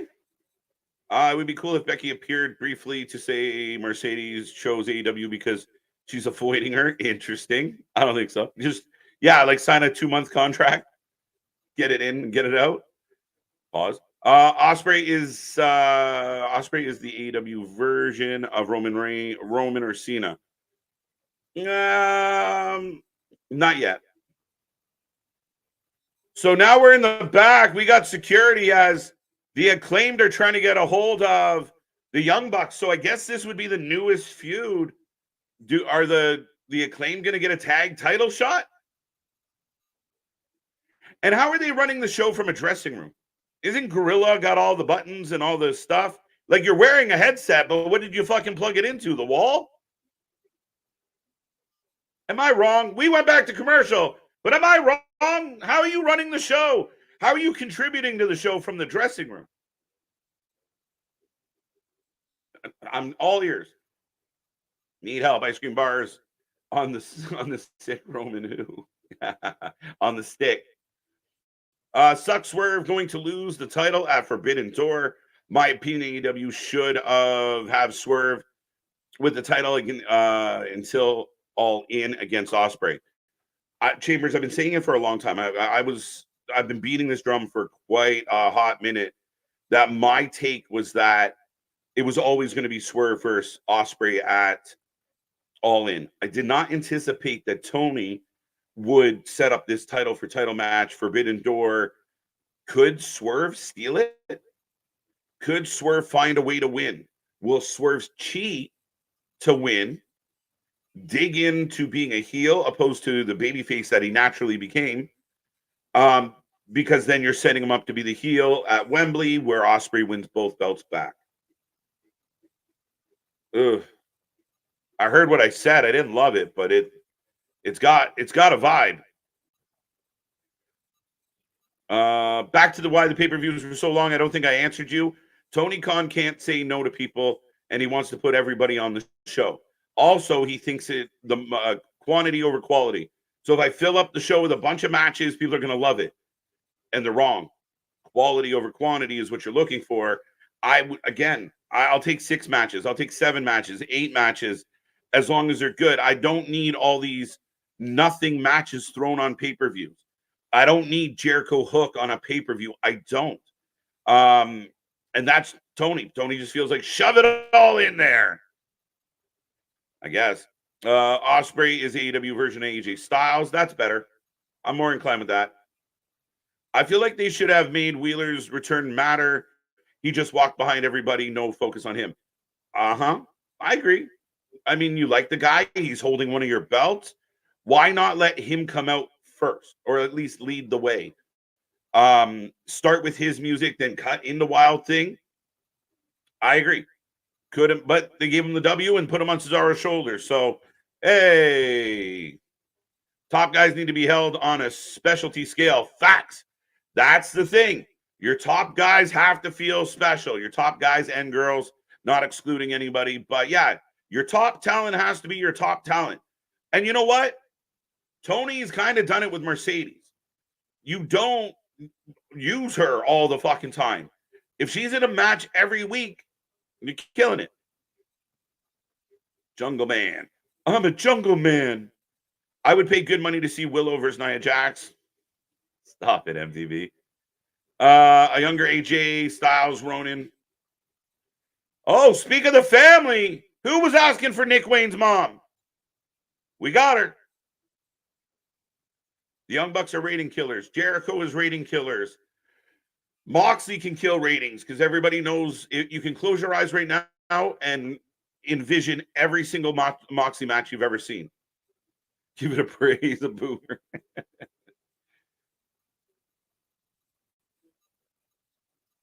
So Christian is demanding another title shot.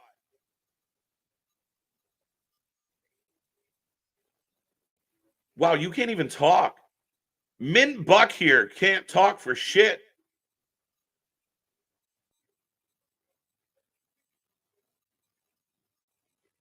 I'm sorry, but don't be sorry to me. I want to know. I want to know what you think. Don't apologize. I didn't write this shit.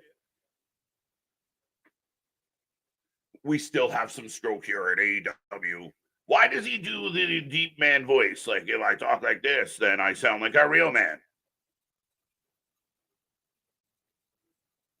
So does Christian Cage get added to this match? Should Jericho? Yes. I still don't love it, but if they're all going to do the same gimmick, put them together. Yeah, you have a great show. All right, go have another pack of smokes, but AEW should put out a wrestling ice cream bar like the old WWE ice cream bars, right? That's a CM Punk gimmick, though. The Bucks, and yeah, 100%.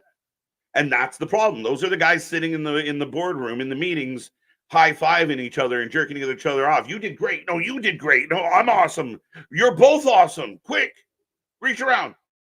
That's what it is. And it's hurting your show because you've got, guys, I'm not just trying to beat up the show, but you have better talent than the Bucks. You have better talent than Jericho. Use them. Fucking use them. But here comes Mariah May. So did they give up on Team Elite versus Team AEW? Yeah, that's the anarchy in the arena. We're good. The Bucks won. They get to continue being assholes. That's it. That's all. That's the depth of the story writing. Young Bucks are killing the business. Literally. They can run it from the back when the makes show this bad. I'll take your word for it.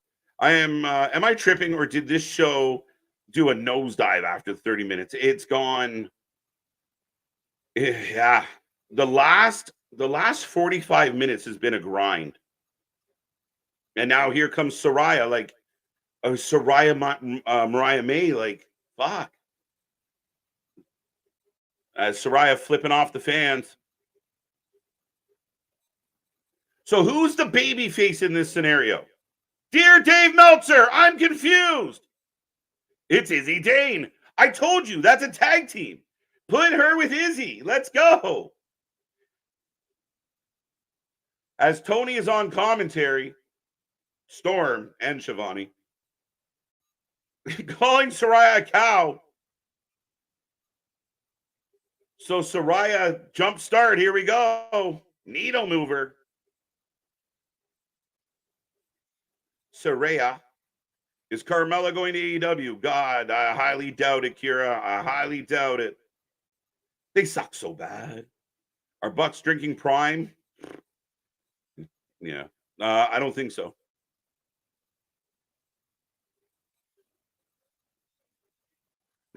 Tony Storm just said, they say AEW is where the breast wrestle, right? Well done. Well done. Well done. Saraya sucks. Oh, by the way, folks, we will take a prediction. Mariah May or Saraya? Who you taking? Who you taking? As Mariah doing a spinny backdrop. By the way, Saraya managed to get her brother on TV again. Good for him. Good for him. I thought TK was back. He is back. That's the fucked up part. TK is at Gorilla running the show, and the Young Bucks are in the dressing room thinking they're running the show. It's confusing.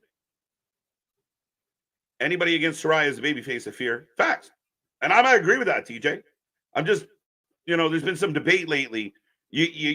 Mariah May and Tony were acting like heels, which it felt like eventually Mariah May would break from Tony, become a babyface, and challenge Tony. And they keep getting booked against heels. It's the weirdest thing. So maybe now they've decided, all right, Tony is a babyface. We'll give her some heels. But nobody wants to see this match.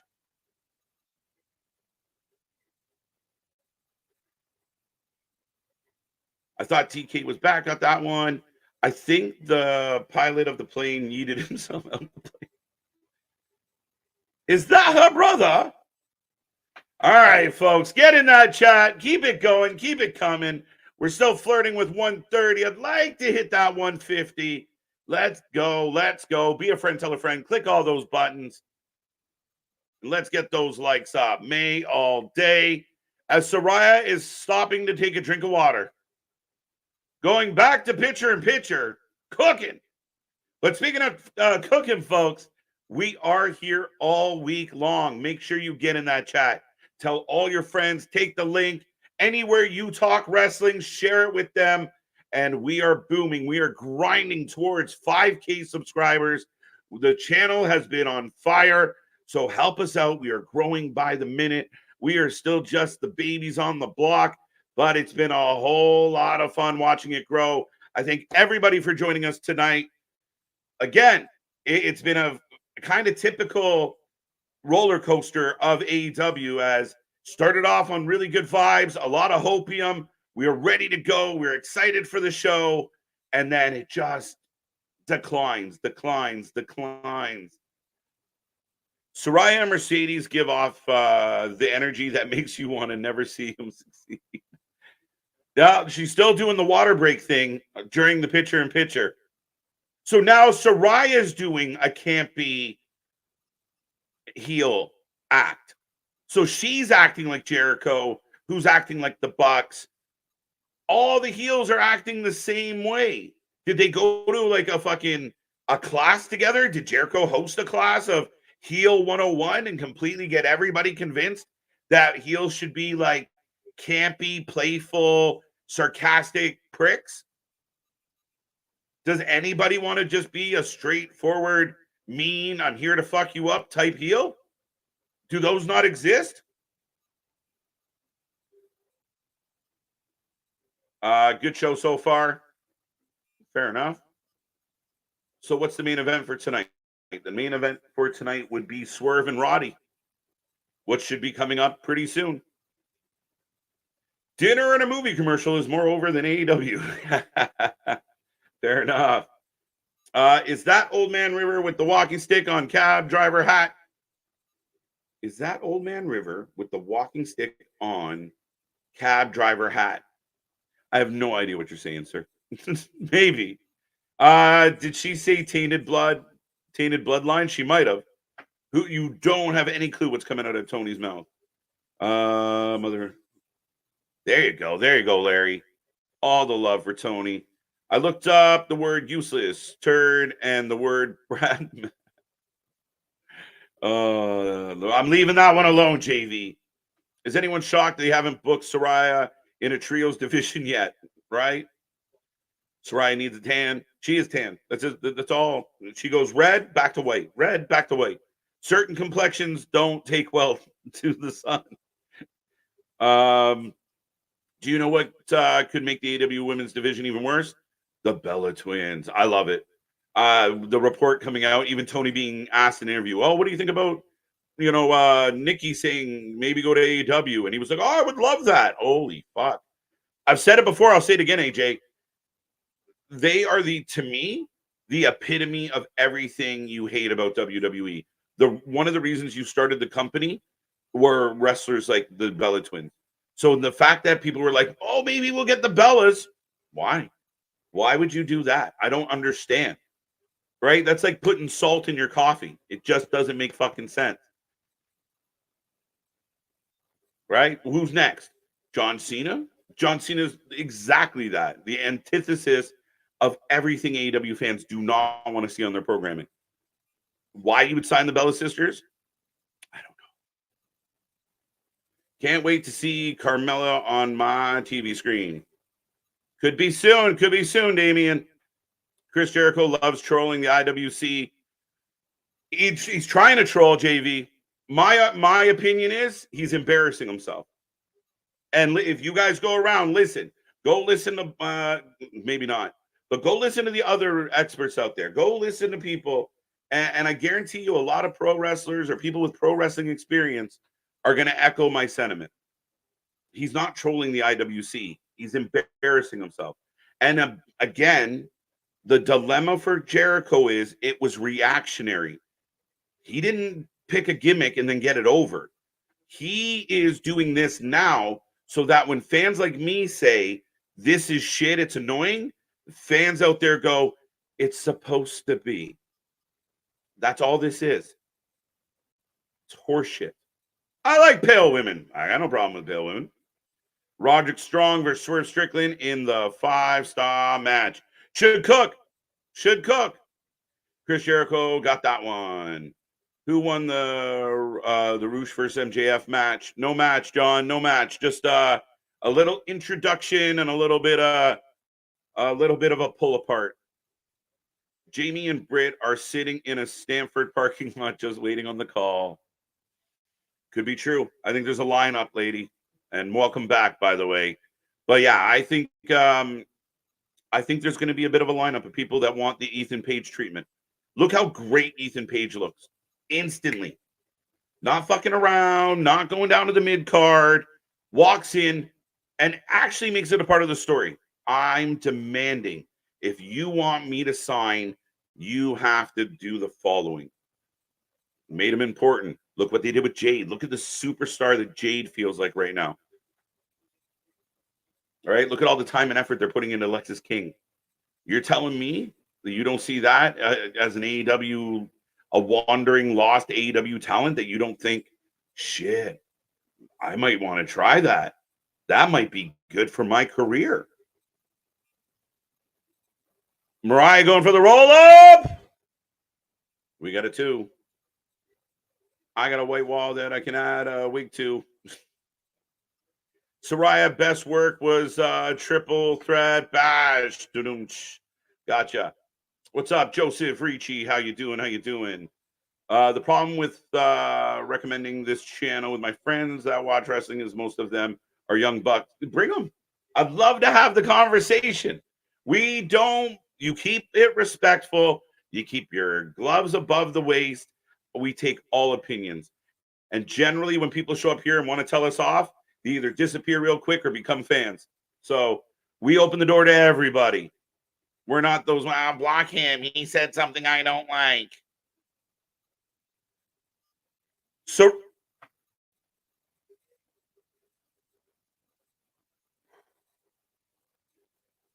Saraya and Harley are beating up the women poorly. Did Mariah May just lose?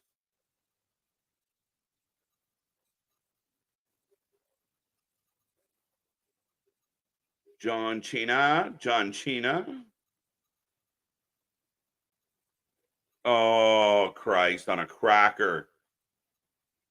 Here comes Mina. Yeah. Someone asked about Mina earlier, and I shrugged. I'm still shrugging. So now Mina beating up Harley and just clears house. She looked good.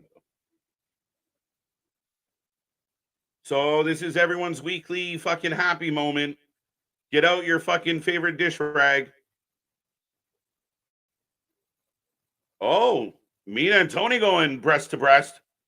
Interesting. And again, to me, there's just so much of the show that is fucking silly. Silly. Now, Mariah holding both women to her supple blank.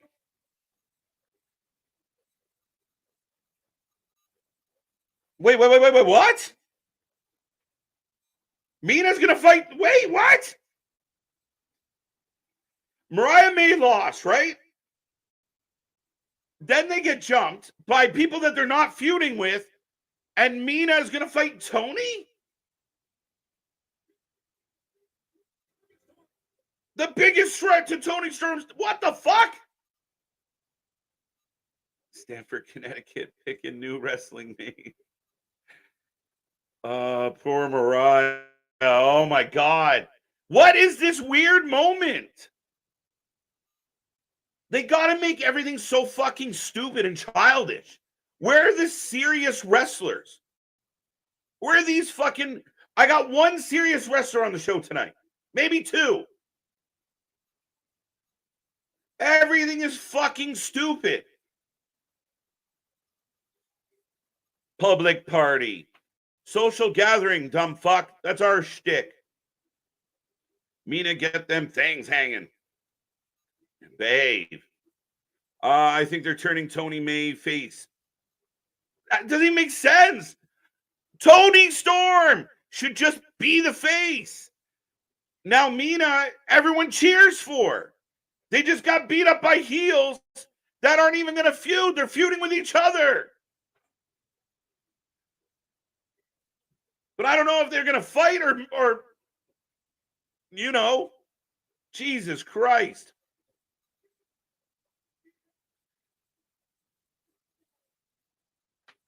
Why is this happening all show? It might be a little fun. Saraya won. But look at the track record, and I'm all ears for anybody that can tell me otherwise. Who is acting like a serious fucking heel right now? The Bucks are bullshit. Roddy, who was a heel with Undisputed Kingdom, were bullshit. They were more excited about making peanut butter sandwiches than wrestling. Saraya, acting stupid. Tony Storm and Mina and Mariah, acting stupid. It's all childish bullshit. And we made it this far, folks. I actually held my shit till a decent amount. We got 18 minutes to go. So I made it to the main event before I kind of fucking spun out this week. But that's it right there. That's it right there, guys. It is fucking embarrassing. That's it. Like and subscribe. Make sure you do so. 145. I need 5 to hit my target. Let's go. 5 people. 3 people. Let's go. 150. But that is my issue with this show. It started off so good. MJF comes out. He's cooking. I don't love Rush being his opponent, but man, they made it work. They did it well. They didn't overstay their welcome. They didn't stomp all over themselves. They got in, they got out. It was clean. It was nice. And then since that promo, the Fatal 4-Way was fun. Phoenix gets a win. You set up Phoenix Ospreay. I can live with that. That's a highlight reel match. We're going for one of those. Can't get Ricochet? Give me Phoenix.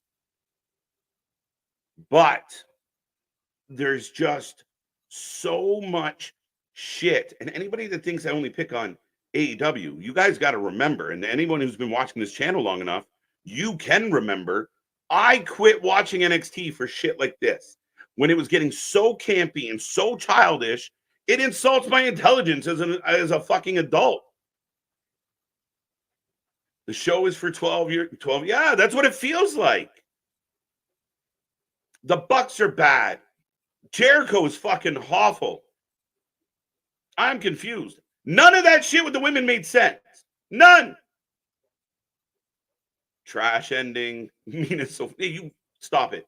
Focus on the task at hand. 123 likes. Let's go. I got 140 in the chat.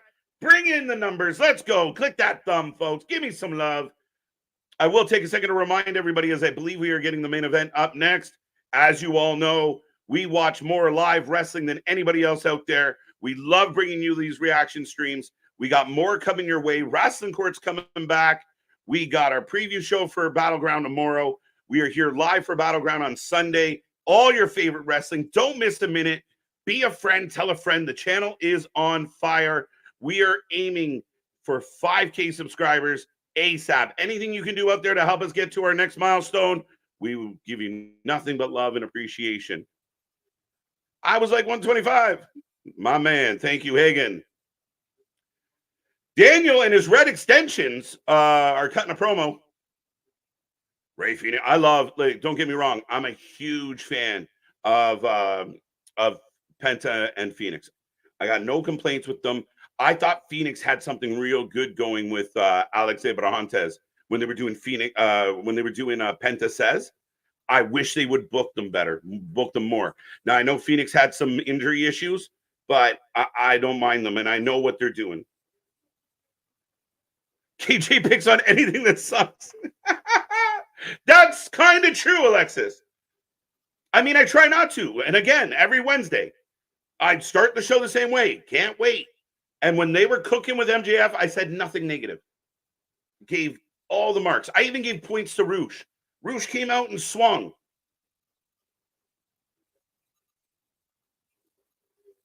I got a dejected Danielson.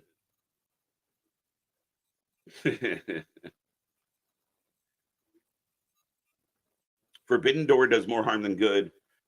It's an unnecessary detour, confuses storylines, and waters down. Smile Mark, I said this last year, and I felt like it going into the first one and second one, is you get all these random, like you got BCC with random, like, you know what? Get your shit dialed in and then do Forbidden Doors.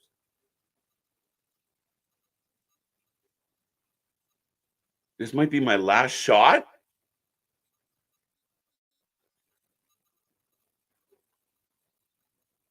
Wow. Daniel Bryan just said, I'm going out on top. So he wants to go after that belt one more time. How does that tie into everything? Yeah, your main event tonight, setting up Swerve and Roderick Strong. How does Daniel Bryan tie into all this? Are we going triple threat route? Will Daniel get the winner of the, like, could it be Danielson Osprey at Forbidden Door? Or no, at All In? Osprey beats Swerve and then goes on to fight Danielson, not Swerve like we thought. Let me know. Get in that chat. Let me know. I know I've been screaming and yelling. Old grumpy fucking KJ, pissed off and nonsense. It just, all of it feels so fucking kiddie. As here comes Roddy. I think the redwood is just the KT tape on the shoulder. Learning Tree has woodpeckers. Yeah, fuck. Pecker list. Titty bumps make sense to me. Danny T's all about, we're good. Like, I get it. I've been here since 500 subs. Hagen, love it. Appreciate it. This is money. Mr. Golfer, I'm struggling. Help me out. I don't know. Woosah. I know. I can't even enjoy the bakery because fucking nonsense. I should. You're right, Larry. You're right. Woosah. Calm it down. Just none of it makes sense. And I feel stupid. Oh, fuck my life. Here comes Swerve. So MJF talked shit about everybody. Swerve answered MJF and said, you'll get yours. Danielson cut a promo about, like, this is my last chance to go after all of it. Osprey's going to come back next week, mad at Swerve and MJF. The girls are all fucking bumping. Not fucking. Take that back. They look like they're going to, but I didn't mean it like that sounded. So you can pause on that. But the women are all confused. Mercedes Moné has a QR code. How dare you?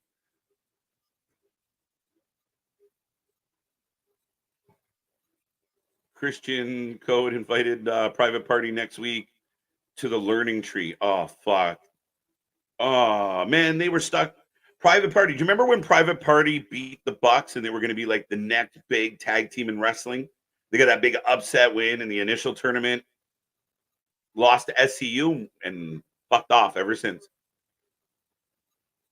This is money. It's counterfeit. It's counterfeit bucks, Mr. Golfer. It's counterfeit bucks. The Learning Tree has termites and crabs and herpes and probably a list of other fucking things. Chris Jericho invited Private Party, got that one. Titty Bums got that one. Daniel Bryan out here looking like a disheveled. Happy Pride.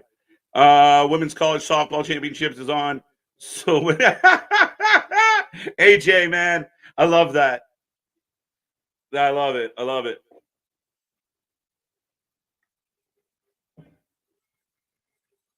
Y'all got me parched. All the yelling, killing my throat. They build the credibility up, then they destroy themselves in the same way as fuck. There's been countless times, especially in recent recent memory, like you come off a pay-per-view like Double or Nothing, and you're like, okay, now what? Like okay, this is good. Okay, we're on to something. 2 weeks later, we're like, fuck. And again, it's not that I want to watch and hate. I'd rather watch and cheer. It's a way funner show to do. It's a way better show to do. And MJF's got us off on the right foot tonight. But you tell me what happened since MJF and maybe the Fatal 4-Way that was really good or entertaining this eve. I'll wait. Tony Khan has made Danielson a great loser. He couldn't have won one belt once. Danielson might do exactly what he just said, RM. You do the old the Sting, go out as champion. Win the belt, go out as champion, have a tournament. Fuck it.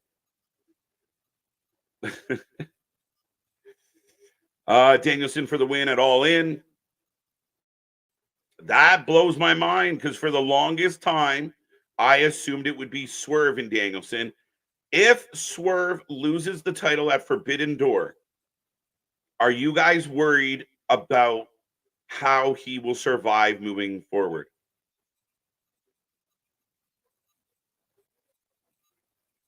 Swerve for the win.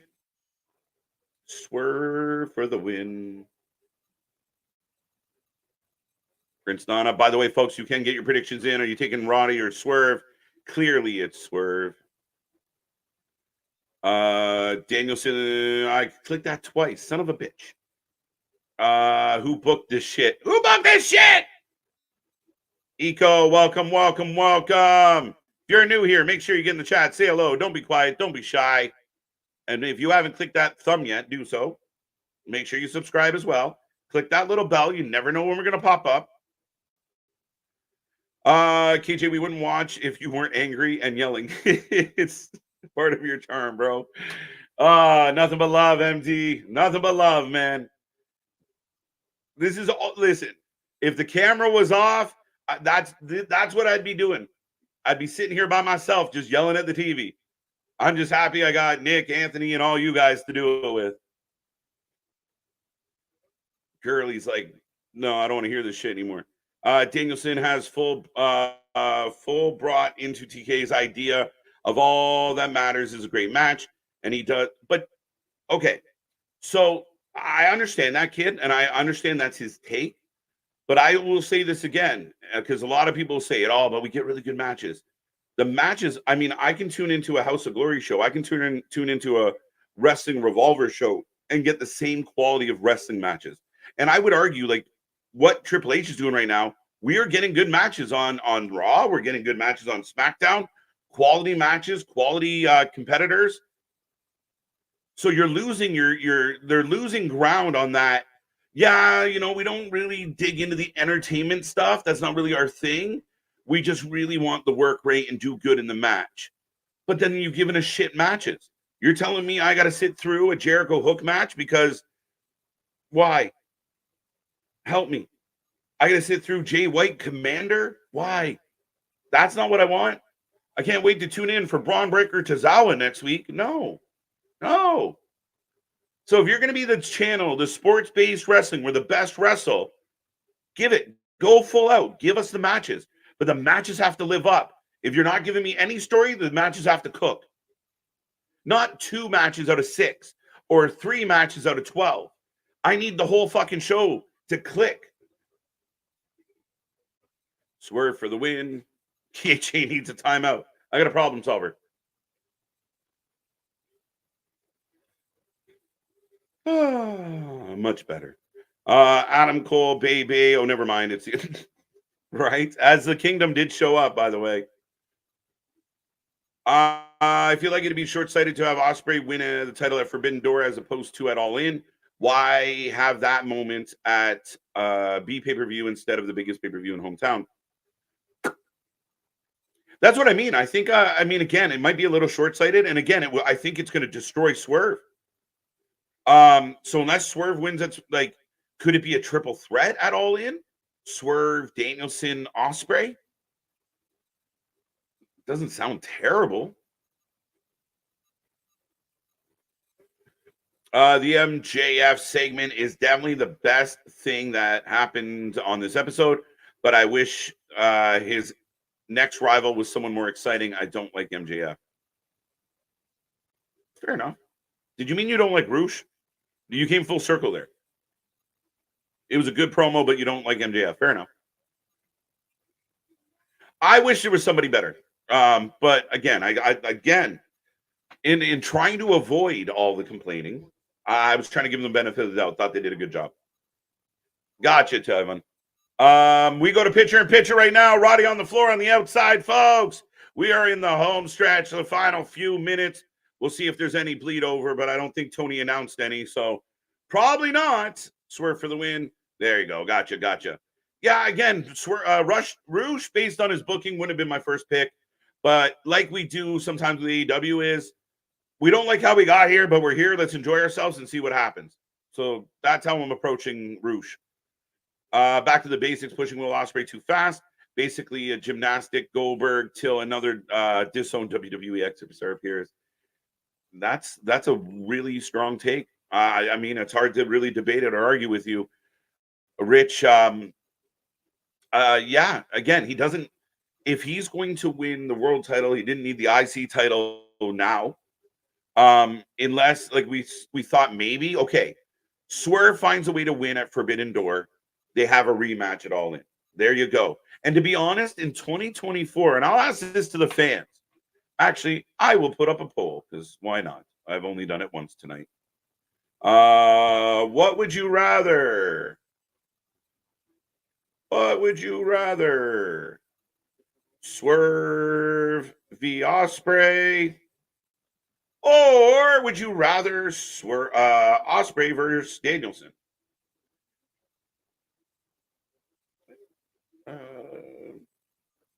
We'll go Brian. We'll call him Brian for short. Start poll. Let's go.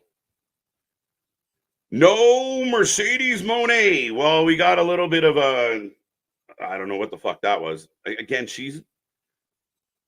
even her pre-tapes sound like she's reading a script. She's not good verbally. Really good match. Decent match. I think she's going to have a real strong match with Viva at Forbidden Door. But look what they're doing with Sasha. Like, if you want to bring Sasha in and do what you're doing with her, you had her under contract in December. She didn't wrestle until May. Now she's not going to be in anything that really matters until Forbidden Door.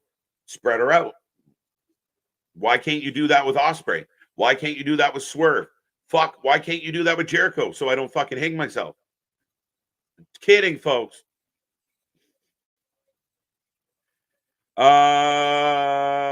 Monet is already sneak attacking, though.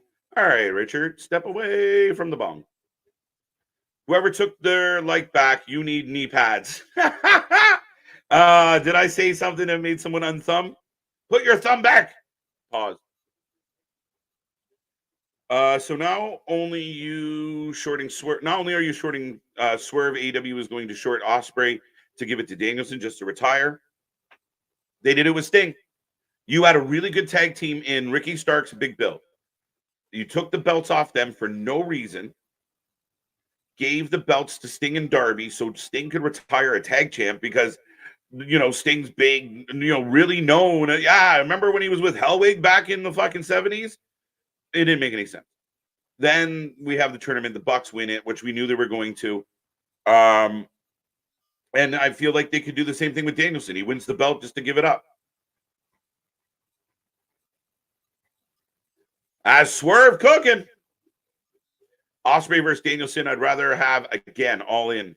Okay. I saw Ospreay Danielson just because there's plenty of time to do Ospreay Swerve. Danielson's clock is ticking. That's a valid argument, Jackson, or Miss Jackson. I'm sorry, Miss Jackson. I don't know. That's a valid argument. That's a valid argument in the sense of it's now or never for Brian. Swerve will, you know, conceivably still be active next year. The poll is 50-50. There you go. That's what you're supposed to do. Is I have no problem with the crowd being split. I like it. I like it. Will Ospreay, because we'll get a better match. Ospreay is most over right now. It's his hometown. He's already getting the high momentum. I don't see any reason why Brian should get it over him. I agree with that too. Again, two valid arguments, guys. Roddy going for the roll up. Go for the blitz. Not the bong. Blitz and a bong. Where is Wardlow? Wardlow shows up when he wants. Wardlow comes and goes. It was like, was it last week? The Kingdom came out and then, or no, it was a Double or Nothing. And then Wardlow shows up separately. I don't get it. I don't get it. If you got your lackeys, why would you not have the heavy? Are my messages coming through? My chat's being weird as hell. I got this one. I'll take a peek front end Geek Box, but I'm sure someone did. Yeah, there you go. Thank you, MDB. Won't let me super chat or anything. Well, everybody try a super chat and let me know if it worked. Everybody, 130 people, all do a super chat right now, and so we can confirm if it's Geekbox or the system. Come on. You fall for Jericho shit, you're going to fall for my shit. Why does it feel like AEW builds women for a title program and then just forgets them? Because they do. That's more than a feeling. It's not just a feeling, RM. It's fact. It's happening. And Geekbox, I do see you on both back end and front end. Pause. Yeah, I mean, again, that's kind of, you've minimalized. It's the same thing like tonight, like Saraya and Harley jump on Tony, and then we'll forget about, they'll go back to Rampage. What was the purpose? All right, you could have had Mina run out. They could have won. Like, Mariah May wins. Tony comes in the ring to celebrate with Mariah May because you want to build up Mariah May. Then Mina comes out, and the celebration kind of gets sullied by Mina, who's now going to fight Toni Storm. What the fuck? Or even better, Mina runs out and drop kicks Toni Storm, and everyone goes, what the fuck? Now the match makes sense. This match is good, but AEW is still not a bad match. Not a bad match. How much house calls to Swerve to in this match? 2. As we get a little bit of a who's house, I just wish TK didn't have an infatuation with booking double champion matches, Ospreay, Mark Briscoe, etc. I agree. Again, it's just, to me, and I'm guessing, I'm really guessing, but based on my observation, it feels very short-term. Everything he does is reactionary and short-term booking. There is no long-term booking with Tony Khan. None. Yeah, write it all out, etc. Then fails. I don't know what to tell you, sir. I apologize. Yo, KJ, here's an interesting question to think about. If you can send 3 current AEW wrestlers to WWE right now, who would it be and why? Can I say MJF because it's an obvious one and he needs the platform? I would send Ricky Starks in a heartbeat. Would Malachi Black be my third? I guess that's a bit of a return. I want to see Ricky Starks on a bigger stage. I want to see what Ricky Starks can really do. When Punk took over Collision, in that first Collision, and he came out with the pyro. Again, he's got the entrance. He's got an attitude. I know everyone says he's a mimic Rock, but I'm okay with it. I mean, if Triple H could ever get his hands on Swerve, it would be phenomenal for everybody. But yeah, I think those would be my 3 at least. Well, MJF's an obvious one. I feel like it's a cheat answer. I would also like to see. I'm trying to think. I mean, Toni Storm going back, but she's doing really well here, so maybe not as. Wow! Stop on the outside to the floor. I think I'm trying to think. Jamie Hayter would be fun. I'm curious to see kind of like the Blair Davenport route, but yeah, I'm leaning towards. I definitely. Oh, Wardlow's a good one. I see Wardlow in the chat. Larry, KJ, the only all elite when we watch an AEW. Thank you. I like that. That's nice. I appreciate that, Larry. And we get a win. Relatively easy. And we went 5 minutes over. It doesn't make sense. Thank you so much, Larry, by the way. And thank you so much. So thank you for trying Geekbox. But no, thank you so much, Larry. Because it doesn't make sense. Got that. Mina doesn't about to beat Deeb on Rampage. Facts. Okay.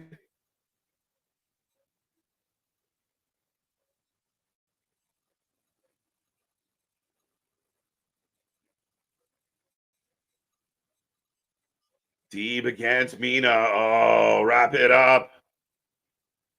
So that's it. Okay. Malachi Black, again, top of my list. I'd love to see Brody King in the WWE. Like, if you could get the whole House of Black back, great.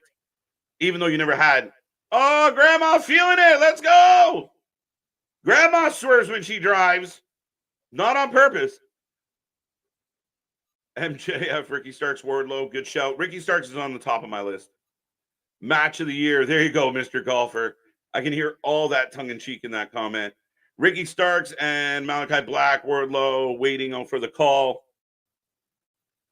Britt Baker would be an interesting one for me. If she was full-time and she was getting trained, could clean up a little bit of some of her wrestling flaws so that they don't always have to do like hardcore matches.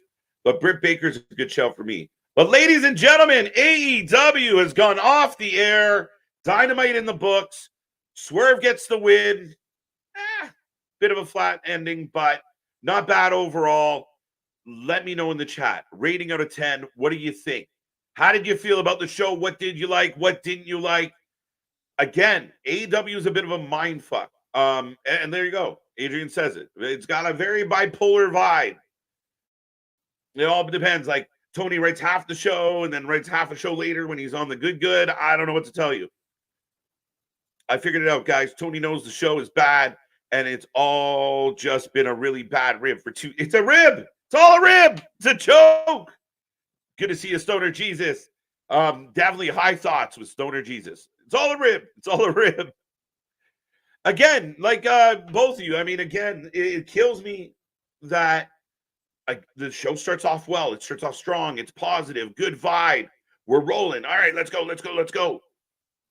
And then it just goes nowhere. It's just one segment after another filled with wrestlers that aren't really interesting, aren't really doing much. And again, if you disagree with me, I'll listen. I want to know who you liked on this show. MJF, yeah, that's what it is. It's a balancing, right? I'll lose a shit ton of money to make up for all the other money I'm making. So Tony gets to run all these companies that are just in the shits. But yeah, I mean, again, it is a bit of a mind fuck in the sense of there's parts of the show I love. And overall, not bored. I'm not sitting here like, oh, fuck, this is so boring. But it's not overly exciting. And I'm not overly interested in a lot of what you gave me. Thank you. Anna J would be a nice shout just because I think she's got a lot of upside. Hobbs, a very talented young man. Bring Hobbs in with under the tutelage of Mark Henry. Like bring Mark Henry out as Hobbs's manager. He's a free agent too. Let's go. Thunder Rosa would be great. Red Velvet. Red Velvet's got a lot of upside. She'd do well in NXT. But let's get to some of these ratings. Ospreay, MJF, Swerve. Well, Ospreay didn't want to go there, and he might have set that bridge on fire. I know, let bygones be bygones, but very interesting. I don't think Triple H is going to be as open to the swinging schedule. This is Swerve's house, MJF, Black and Stat. Fair enough. Statlander would be good. Anybody that's got potential that I want to see like train, develop, and get better, they would be great fits. Statlander's Willow. Willow just needs some seasoning, a little more training, a little, she's outstanding. Yeah, any of them like that. Mariah May would probably do good. Kind of a quick match. It was kind of a meh match. It was kind of like, yay. That's it. Wasn't bad, wasn't great, just it happened. 6 out of 10. WWE MJF wouldn't be anything like AEW MJF. Don't think I'd like it. Again, they're moving to Netflix. Maybe that allows a little more freedom for an MJF. I think MJF can get over and cut his promos as sharp and as heelish without dropping, F-bombs and stuff. I think he can still pull it off. That would be a sign of a true, if you don't need those easy pops, like the, oh my God, he swore, it only shows how talented he is. But I think he would still be very edgy, push the envelope, break the fourth wall. Again, I think if you sign him for what he is. You don't sign him for what you hope, you don't want to change him too much. I think Tony did that with the babyface run. I would love to see Brody King in WWE for sure. He's a beast. This man loses way too much for a fucking beast. Yeah. I think that was the same lady there, like at Double or Nothing, or the other day. 6.5. Mina is fine. I don't know if that's a rating. For MJF, return to AEW, he should have been sprinkled on the show, interacting with people, not Jericho. Yeah, well, how could you really highlight Swerve or MJF when Jericho and the Bucks are getting multiple fucking segments? And what was the fucking point of Jericho today? See, usually, if you're going to have Jericho do what he did tonight, somebody in the back tells him to go fuck himself, and it means something. Is he going to wrestle Private Party next week? Is that what the big thing was? You're going to fight them on Rampage, Collision? What was the fucking point? Where are we going with it? It's aimless. And Jericho just, lucky prick. Chris Statlander would be perfect WWE style, and a J. All right, let's get to the ratings before we head to the door here tonight. Solid 7 out of 10. Fair enough, Roddy. 6. Mina, Tony, Mariah reminds me of my high school days. What fucking high school did you go to? 8 out of 10, says Robert. 7. 5.2. 4.25 out of 10, knee pads. True Lifetimes. Welcome. 6.5, fair enough. Tomorrow is Thursday. Roman, very accurate. 5 out of 10, that's me being nice. I was barely paying attention. Interesting. 7 out of 10. 6 out of 10 from Vance. 6.5, thanks to Tony Storm and Co. 7.25 was very solid. Tax write-off for Shaw, got that one. 10.5 out of 10. Golf for all the love. No offense, but none of those wrestlers are leaving. You have no facts. Joseph, watch. Again, not all of them are. Starks is gone. Wardlow, probably gone. Just watch. Pay attention. It's coming soon. 5 out of 10. I like the opening in the Daniel Garcia package. Daniel Garcia's package was very solid tonight. You're right with that. That sounds weird to say out loud, but you know what I meant. 6 out of 10. Who's more over, Swerve or Nana or Jey Uso and Yeet? Yeet. A higher stage, grander, bigger pop. There's still people in the crowd at AEW that aren't quite sure. Is he heel? Is he babyface? What are we doing with them? It's over. Don't get me wrong. It's huge, but Yeet's bigger. 5.8 out of 10. I like the MJF segment. The Swerve match. Everything else was meh. 6 out of 10. Fair enough. I'm kind of in that range tonight too, folks. I'm kind of right there with you. 6 out of 10. Yeah. Maybe what I give NXT last night? 6.5. I could realistically give tonight's show a 6.5. I like them both kind of the same. 6.5.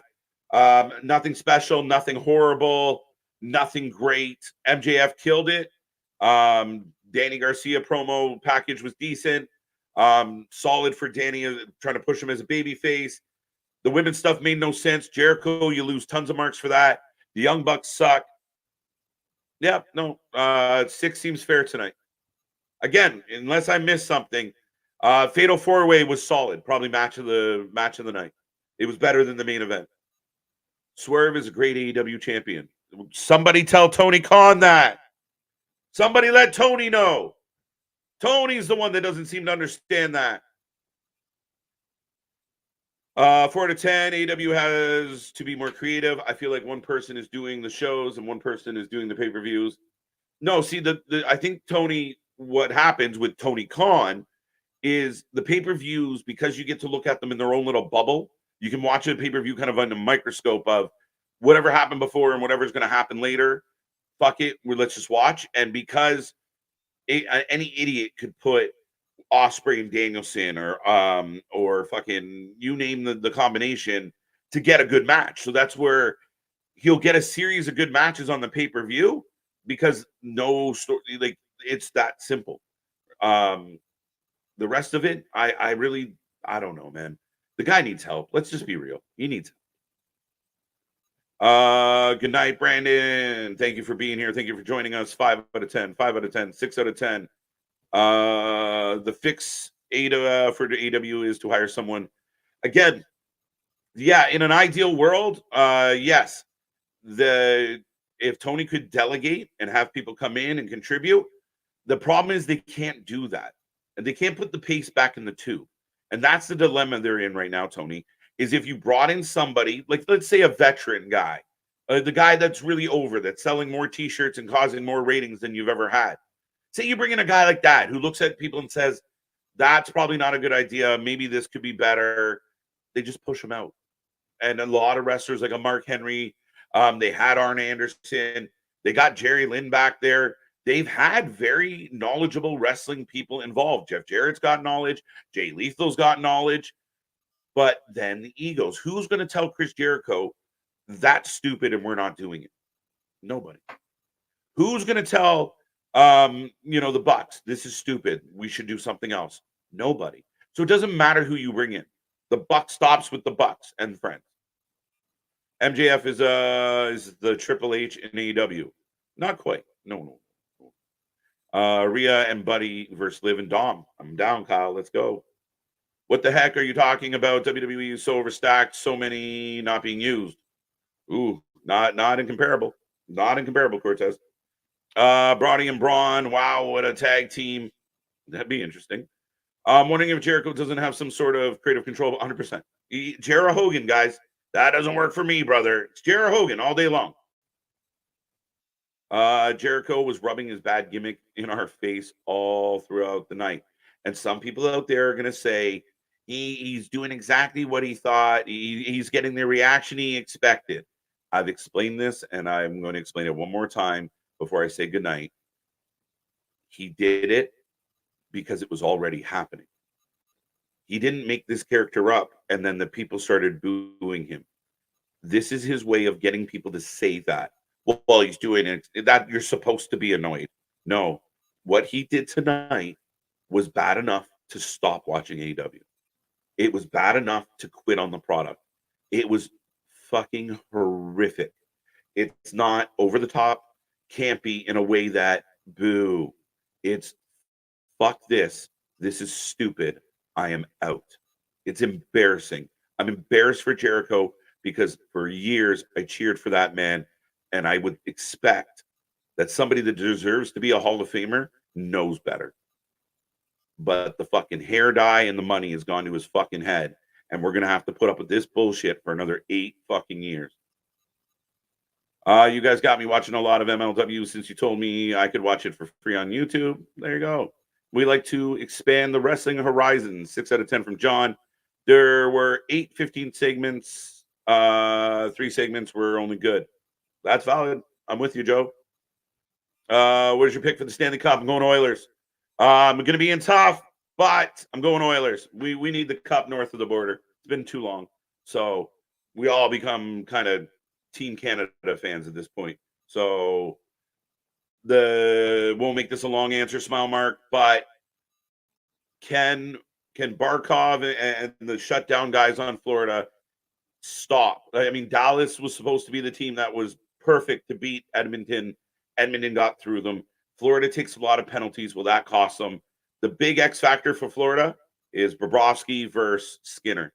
Bobrovsky is a world-class goalie, arguably one of the best goalies in the world. Skinner, not quite. So I'm going Edmonton. A little bit of Canadian pride on that one. If AEW was hoping to keep Ricky, they are doing a shit job. Fact. Nick said it last night.